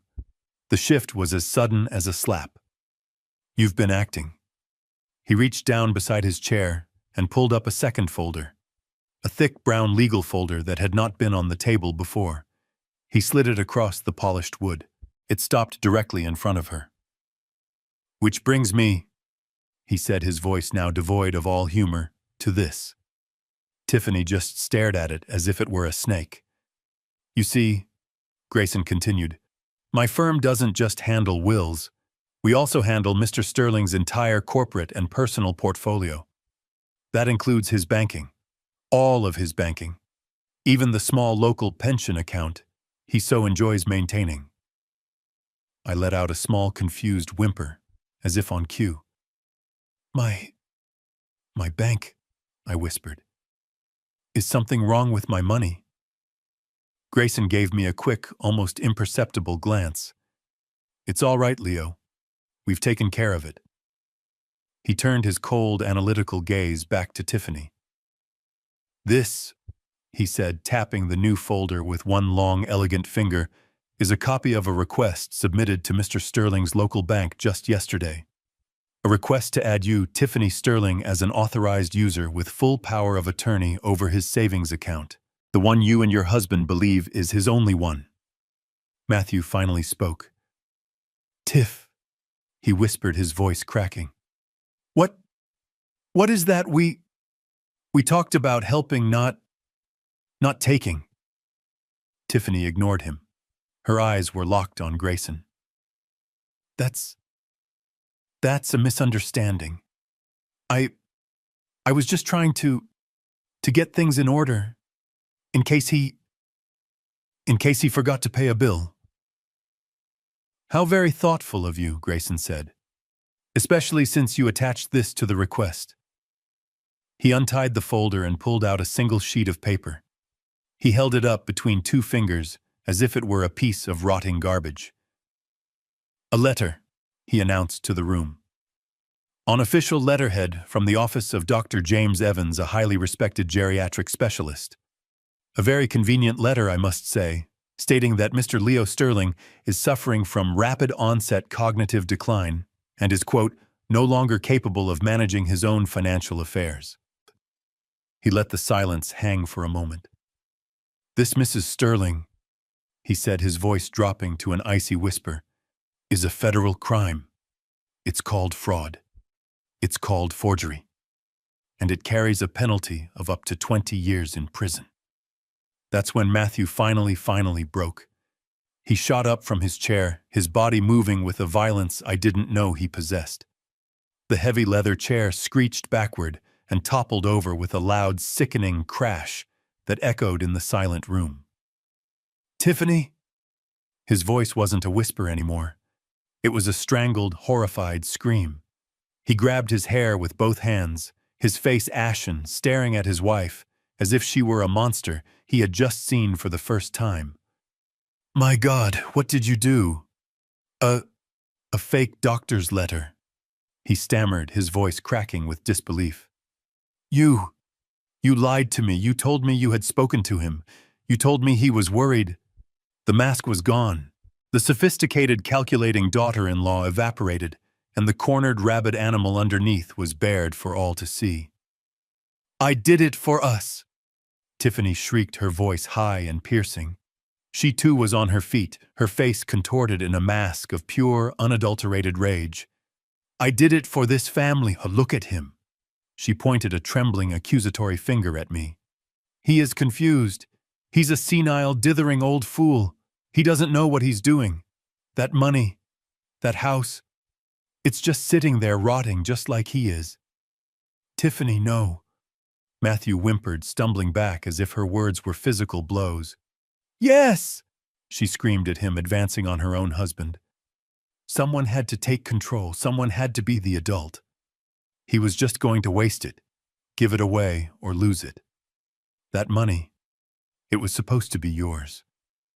Matthew, ours. I was securing our future. He doesn't need it. He's old. He was going to a home anyway. She was still breathing heavily, her chest heaving, her eyes wild. She had finally said it all out loud. The ugly, greedy truth was now hanging in the air, vibrating in the opulent silence of the office.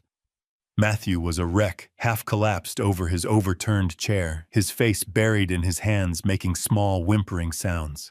Tiffany just stood there, defiant, challenging anyone in the room to contradict her.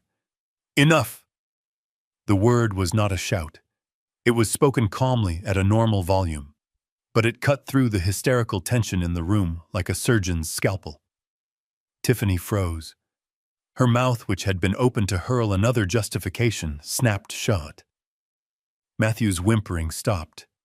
Even the tick-tock of the grandfather clock seemed to pause. Slowly, I stood up. I didn't need to lean on the table. My back was straight. My hands, which had been trembling violently just moments before, were now perfectly, unnervingly still. I calmly placed my old worn wool hat on the polished mahogany table with a quiet, deliberate finality. When I spoke again, my voice was not the reedy, weak whisper of a confused old man. It was the voice I used in boardrooms, the voice that had approved billion-dollar budgets and dismantled entire corporate divisions. It was clear, powerful, and absolutely devoid of fear. I did not look at Tiffany. I did not look at Matthew. I looked only at my lawyer. Mr. Grayson, I said, my voice resonating in the quiet room. I believe we've had quite enough of the amateur dramatics. Grayson, who had been watching the entire exchange with a neutral, almost bored expression, met my gaze. A tiny, almost imperceptible sign of acknowledgement passed between us. My daughter-in-law, I continued, seems to be operating under a series of rather profound and, quite frankly, entertaining misunderstandings. Mr. Grayson, if you would be so kind, I said, gesturing to the thin folder on his desk. Please, read the rest of the will, the part that actually matters. Mr. Grayson nodded curtly, the last trace of humor gone. He picked up the single-page will, his face returning to that impassive professional mask. Very well, he said, his voice resonating in the stunned silence. He cleared his throat. Let us proceed.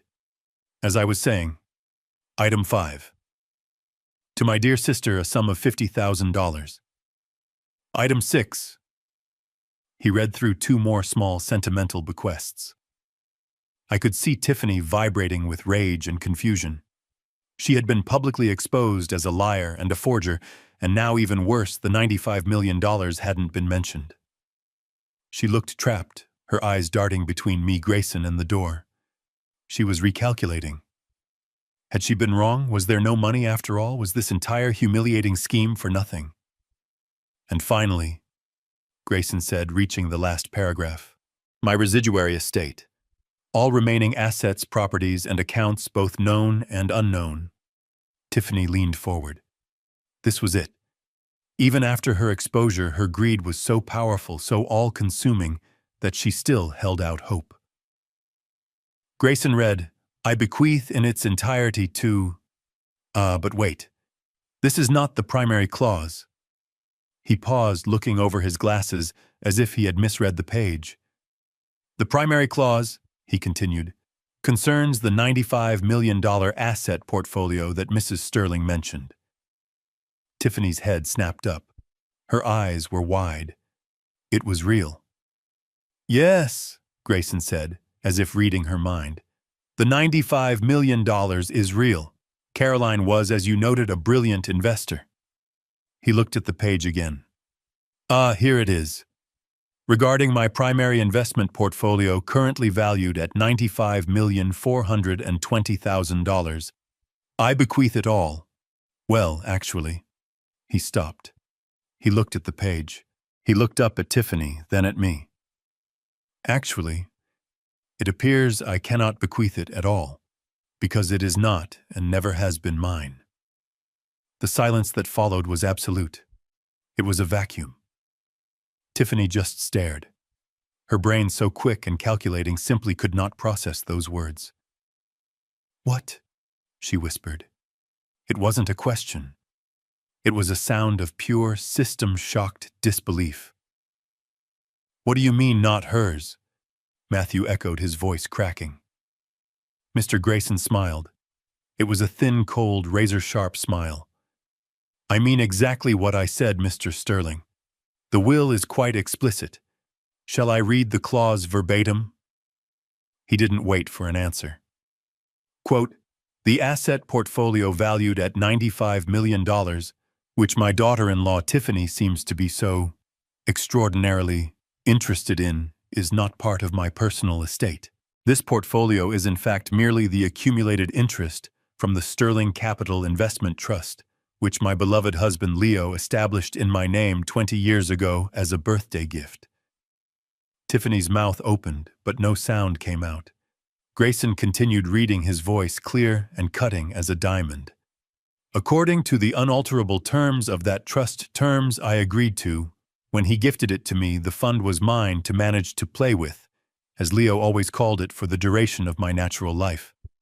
However, upon my death, the trust is immediately dissolved, and the entire principal, along with all accumulated interest, automatically reverts to the original founder and sole beneficiary, Mr. Leo Sterling."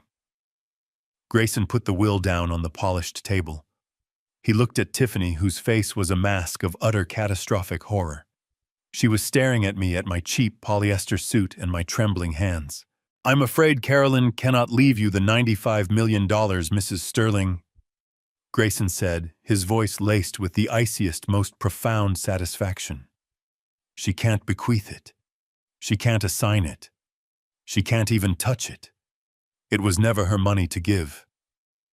He then did the most theatrical, most brutal thing he could possibly do.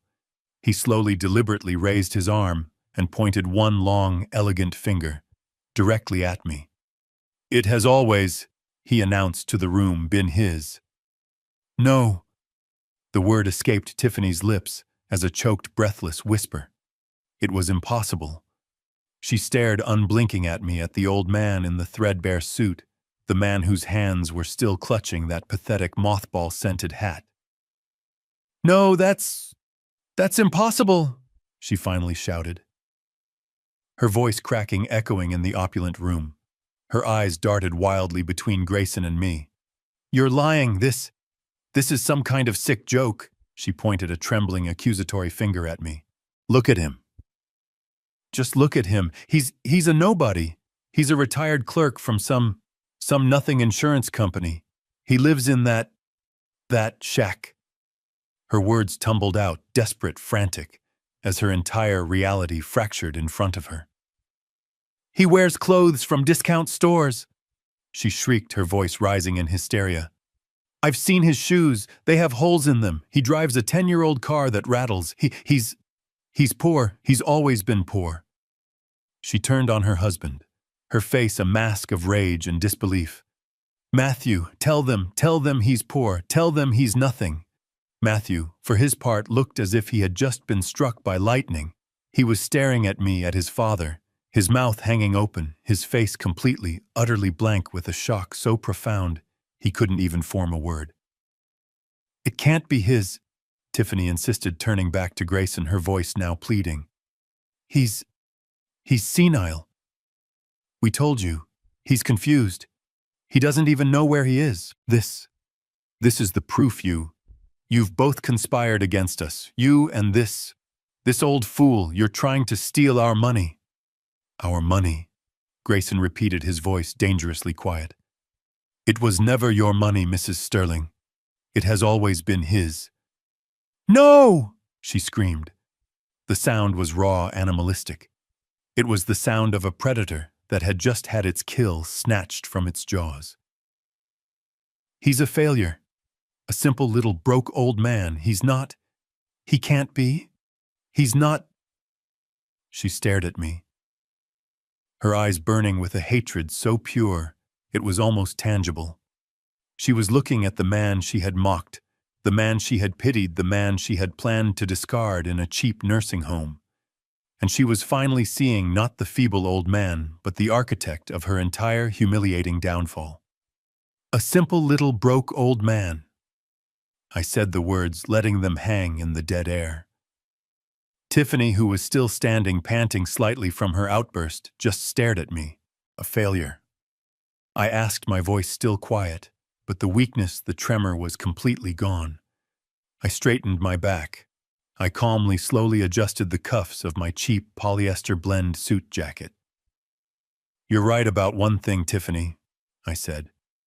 I was a clerk, a very long time ago, for about 5 years right out of college. I was a data entry clerk for an insurance company. I saw a flash of "I told you so" victory in her eyes. But I got bored. I continued, my voice smooth and level. I was processing actuarial tables and I realized the way they were calculating risk was completely inefficient. It was amateurish. I used her own lawyer's word and I saw Grayson permit himself the faintest wisp of a smile. So in my spare time, in my tiny rented apartment, I started writing a program, an algorithm, a predictive model for risk assessment. And in 1982, I founded a company with one other person, the smartest person I ever knew, a brilliant programmer who could see the architecture of the future before anyone else. Matthew was staring at me now, his mouth half open, his mind struggling to catch up. That company, I said, was called Sterling Data Dynamics. And that programmer was my wife, Caroline. Tiffany's face twitched. I've never heard of it. Oh, I'm sure you haven't, I said. We sold it in 1995, before you were probably even out of high school. I paused. I let the silence build. We sold it to a very large, very well-known corporation for $800 million. It wasn't a shout. I said it calmly, but the number hit the room like a physical explosion. Matthew made a sound, a small strangled gasp. Tiffany. Tiffany just froze. Her face went completely blank. The cognitive dissonance was so strong, her brain simply shut down. She couldn't process it. 800 million, Matthew whispered, his voice cracking. Dad, what? What are you saying? I turned to my son. For the first time, I looked at him not as a father playing a part, but as a man who had been deeply, profoundly betrayed. I'm saying, I said, my voice softening, that your mother and I made a decision when you were born. We had seen what unearned wealth does to people. We had seen it destroy families, breed entitlement, and create people. Well, I glanced at Tiffany. People who measure human worth by the brand of their shoes. We didn't want that for you, Matthew. We wanted you to be better. We wanted you to be decent, to be hardworking, to be empathetic. I walked over to him past the overturned chair. So we hid it. We lived in this house. We drove old cars. I took a simple job advising on a few boards under a different name just to keep my mind busy. Caroline had her garden. And we lived. We lived a real life. We wanted you to find a woman who would love you, Matthew, not your trust fund. I looked pointedly at Tiffany, who was now leaning against the table for support, her face the color of ash. And for 40 years, I said, it worked. We were happy. But the money, Matthew stammered. The 95 million. Ah, yes, I said, turning back to the room. The 95 million. I let out a small, dry laugh. You have to understand my wife, Caroline. She was brilliant, but she got bored. After we sold the company, she missed the game.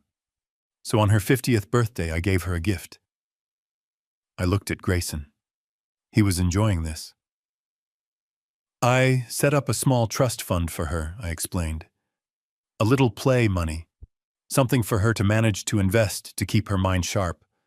I funded it with $500 million from my personal accounts. Tiffany made a small, choking sound. Caroline, I said, with a smile full of genuine pride, turned that 500 million into almost 1.5 billion in 20 years. I let that sink in. I then walked over to Tiffany, who was staring at me with dead, horrified eyes. That $95 million you were so desperate to get your hands on, I said, leaning in, my voice dropping to a whisper. That fortune you were willing to forge documents for, to commit fraud for, to humiliate me for. That wasn't the estate, Tiffany. I smiled. That, I said, was just last year's interest. Tiffany made a small choking sound, her hand flying to her throat. She was still leaning on the table, her face a waxy, artificial mask. Her eyes, once so sharp and calculating, were now wide, blank, and utterly vacant. She was in shock, her brain simply refusing to compute the scale of her miscalculation. But Matthew was a different story. He stumbled back away from me, away from his wife. He hit the wall of the conference room, his hand flailing out to steady himself. He slid down that mahogany panel until he was sitting crumpled on the expensive carpet. His face wasn't angry. It wasn't shocked. It was shattered. Utterly, completely devastated. He looked up at me, and for the first time I wasn't looking at a 40-year-old man. I was looking at the 10-year-old boy I used to read stories to. His eyes were wide, filled with a pain and a confusion so deep it pierced my heart. Dad, he whispered. His voice was a raw, broken sound. All of it, the insurance job, the old car, all these years. It was a lie. It was a choice, Matthew. I said, my voice softer now. I was no longer speaking to Tiffany. I was speaking to my son. He shook his head, the tears finally coming hot and fast. But why? He cried, his voice cracking. Why would you do that to me? Why would you let me? Why would you let us? I walked over to him, past the still frozen Tiffany, and stood over him. Because I wanted you to love me, son. I said, my voice quiet, but clear in the silent room. I wanted you to love me because I was your father. Not because I was your bank. He looked up at me, not understanding. I have seen what money like this does, I explained, gesturing around the opulent room. I've seen it destroy families. I've seen it turn children into greedy, entitled hollow shells of human beings. I've seen it breed people. I glanced at Tiffany. People who see everyone else as either a stepping stone or an obstacle. I did not want that for you. Your mother and I, we wanted you to be real. We wanted you to work. We wanted you to know what it felt like to earn your own paycheck, to be proud of your own achievements, to be a good, decent, empathetic man. I knelt, my old knees cracking, so I was eye level with him. And you were Matthew. For 35 years, you were exactly that man. You were kind. You were humble. You were a good son. You loved us for us. I put my hand on his shoulder. He flinched but didn't pull away. And then, I said, my voice hardening just a little, you met her. His gaze snapped to his wife, who was still frozen, catatonic. You met her, I said, and she taught you how to be ashamed of us. She taught you how to see our simple life not as a choice but as a failure. She taught you how to look at your moths, the most brilliant woman I ever knew as a gardener. And she taught you how to look at your own father as a burden. His head dropped, and he sobbed, finally understanding. He knew it was true. Tiffany, who had been frozen in a state of catatonic shock, finally blinked. The word air seemed to pull her back from the abyss. But the will, she stammered, her voice hoarse, desperate. You said, there must be something. He's still her son. She must have left him something. Her eyes, wild and pleading, darted from me to Mr. Grayson. She was like a drowning woman grasping for a single piece of driftwood in a raging sea. If the 95 million was gone, there had to be something else. The house, the savings, something. Mr. Grayson, who had been watching her with the cold, detached interest of a scientist, observing an insect, slowly put his glasses back on. He picked up the single-page will as if it were an afterthought. "Ah, yes," he said, his voice flat. "You are quite right, Mrs. Sterling. There is one final clause. I almost overlooked it." He held the paper up to the light as if reading it for the first time. "Here we are. Item 7 to my beloved son Matthew and to his wife Tiffany." Tiffany let out a small, desperate gasp. Here it was. Her name. She was still in. "I bequeath," Grayson continued, his voice utterly devoid of emotion, "the entirety of the outstanding personal debt they owe me. And in this final act of love, I forgive it. In full." Matthew, who was still slumped on the floor, didn't even look up. He was too deep in his own world of shame to process the words. But Tiffany. Tiffany just stared, her face a mask of pure, uncomprehending confusion. "Debt?" she whispered, her voice cracking. What debt? We don't owe her any money." Mr. Grayson's thin smile returned. It was a terrible, predatory smile. "Oh, but you do, Mrs. Sterling," he said softly. "You very much do." He reached down again and produced another folder, a third one. This one was thick. It was at least 4 inches thick, bound in dark blue. He dropped it on the polished table. The thud was cannon shot in the silent room. "You see," Grayson explained, "Caroline, as you noted, was a meticulous planner. She kept ledgers." He opened the folder. It was filled with spreadsheets, bank statements, and credit card receipts. "I see here," he said, running his finger down a page, "that she quietly took over the lease on your luxury downtown apartment 3 years ago when you were on the verge of eviction. A monthly payment of $3,000. Total $108,000. Tiffany's hand went to her mouth.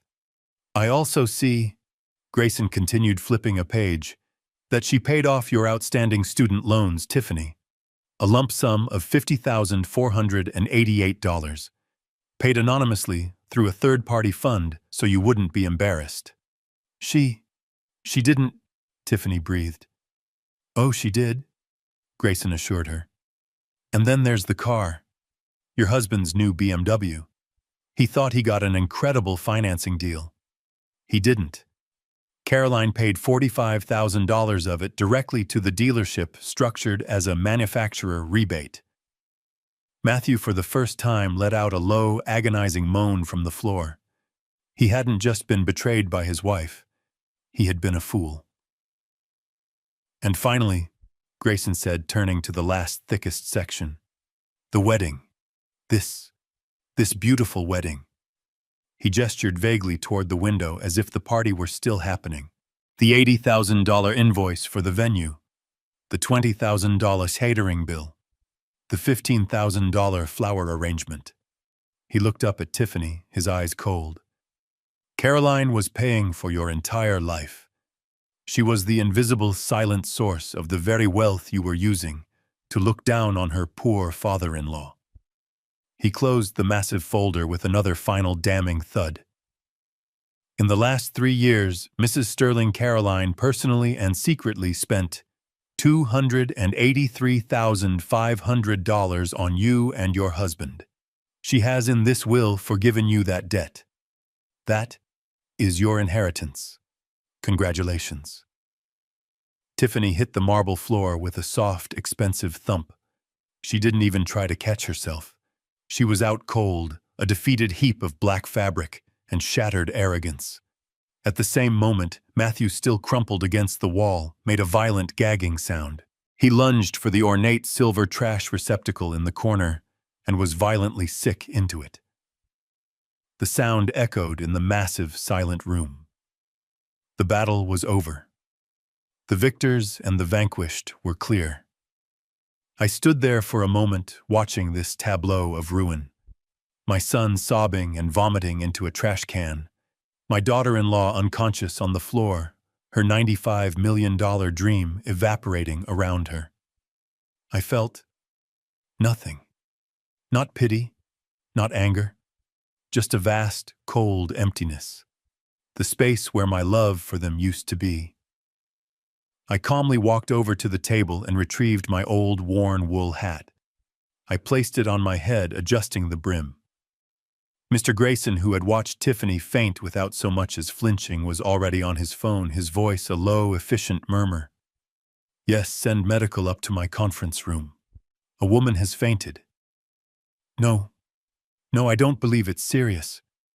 Just a shock." I walked to the door. I paused my hand on the heavy brass handle. I looked back at the wreckage of my family. Matthew had lifted his head from the bin, his face pale and streaked with tears and bile. He stared at me, his eyes wide and pleading. One last thing," I said, my voice calm and conversational. Matthew just stared, his chest heaving. "Tiffany," I said, addressing her unconscious form on the floor, though my words were meant for my son. She was worried about me being confused, about my bank account." I looked at Matthew. "I just wanted to let you both know. I also spoke to my bank this morning. After I found out about that very creative letter from Dr. Evans, they were very interested to see it. Very interested indeed." I let that hang in the air. "Mr. Grayson's office," I continued, "will be forwarding a copy of that letter along with the bank's fraud report and my sworn testimony directly to the district attorney's office this afternoon. It seems forgery of medical documents and attempted fraud against a senior citizen are things they take very seriously." Matthew's eyes widened in a new, fresh wave of horror. This wasn't just a family argument. It wasn't just about inheritance. It was criminal. "Good luck managing that," I said. I didn't look back. I just opened the door and walked out into the bright, sunny Austin afternoon, leaving the ruins of their lives behind me. I walked out of the conference room. I didn't run, I just walked. The click of the heavy door shutting behind me was the only sound. I walked across the vast, silent lobby, my old scuffed shoes squeaking just a little on the polished marble. I was halfway to the elevators, halfway to my new life when I heard it. "Dad, wait." It was Matthew. His voice was a raw, desperate cry. I heard his footsteps, clumsy and frantic, running after me. "Dad, please, wait, I didn't know." I stopped right in the middle of that vast, empty lobby. But I didn't turn around. Not yet. I just stood there, my back to him.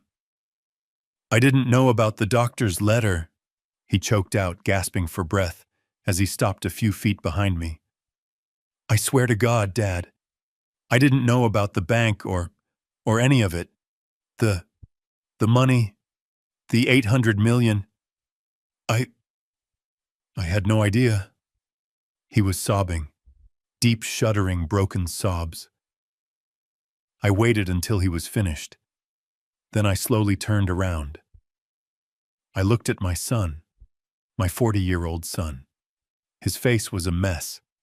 It was pale, streaked with tears and, yes, even a little of the vomit from the trash can. His expensive suit was rumpled, his silk tie pulled loose. He looked like the wreckage of a man. "The problem isn't what you didn't know, Matthew," I said. My voice was quiet, but it was hard, and it echoed slightly in the big, empty room. He looked up, his eyes wide and pleading. "The problem," I said, "is what you did know." He flinched. "You knew how she spoke to me," I said, my voice as cold and sharp as a scalpel. "You were in my house when she called my home a shack, and my wife's memories clutter. You were right there when she told me I was old, useless, and needed to be put in a home. I thought she was just stressed," he stammered. "No, I cut him off. You hoped she was just stressed. There's a difference. You saw her humiliate me. You saw her treat your father, the man who raised you, like he was garbage. And you, Matthew, you did nothing. You said nothing. I took a step toward him. You chose her. You chose her insults. You chose her contempt. You chose her lifestyle over my dignity. No, Dad, I love you. You love what I could do for you, I said. You loved the idea of her managing things.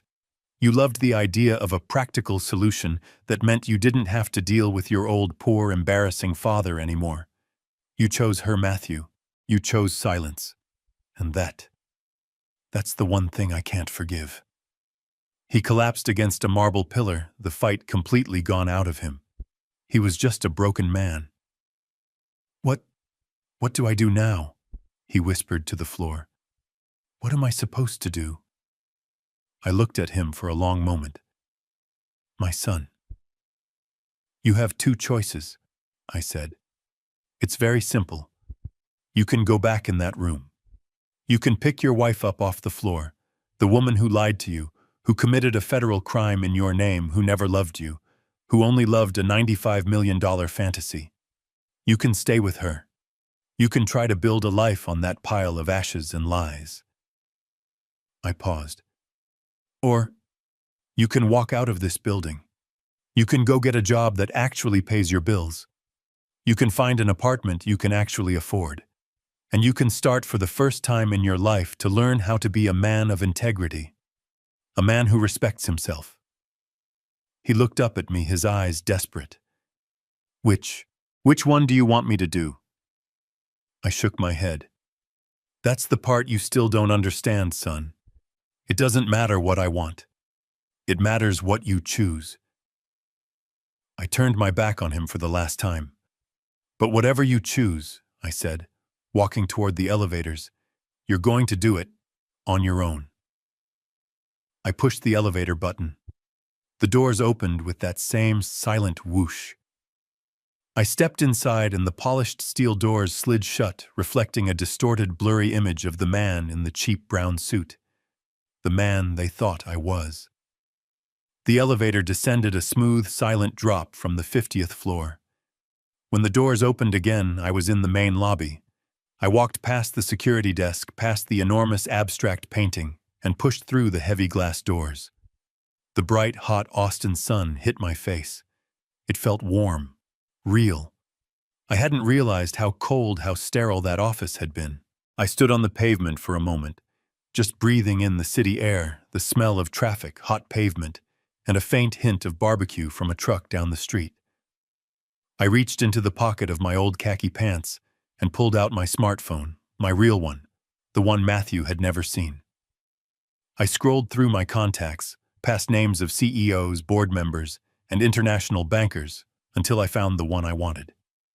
Ben, my oldest friend, my fishing buddy. He picked up on the second ring. Leo, everything. All right, the thing today. I smiled. It's all taken care of, Ben, I said, my voice feeling lighter than it had in years. It's all done. I paused, looking up at the bright blue sky. Listen, old friend, I said. How do you feel about a trip? You still got that old boat? You know I do, he grumbled on the other end. Why? I was thinking we'd go fishing. Maybe that spot up on Lake Travis. And I'm buying the boat fuel, the beer, the best bait money can buy. Hell, I'll buy you a new boat if you want. What's gotten into you, Leo? Ben asked. I laughed. A real genuine laugh that came from my gut. Well, Ben, I said. It turns out, I just came into an extra $95 million I wasn't expecting to have to manage. I hung up before he could answer, still smiling. I put my phone away. I took a deep, shuddering breath, filling my lungs with the warm, free air. And for the first time in a week, for the first time since she left me, I finally felt the space, the quiet, the profound and terrible peace, to begin to truly grieve my wife. This story is a powerful reminder to never judge a person's worth by their outward appearance. Tiffany and Matthew assumed Leo's simplicity was weakness, and his modesty was poverty. Driven by relentless greed, they attempted to strip him of his dignity and his home, failing to see the truth. They learned too late that true power and wealth are often silent. The story teaches us that humility is a virtue, while arrogance based on material assumptions is a trap. In the end, respect and integrity are the only assets that truly matter, and greed will always expose itself. What do you think about the plan Caroline and I set up? Did Tiffany and Matthew get exactly what they deserved, or was the public humiliation in the lawyer's office too much? Let me know your thoughts in the comments below.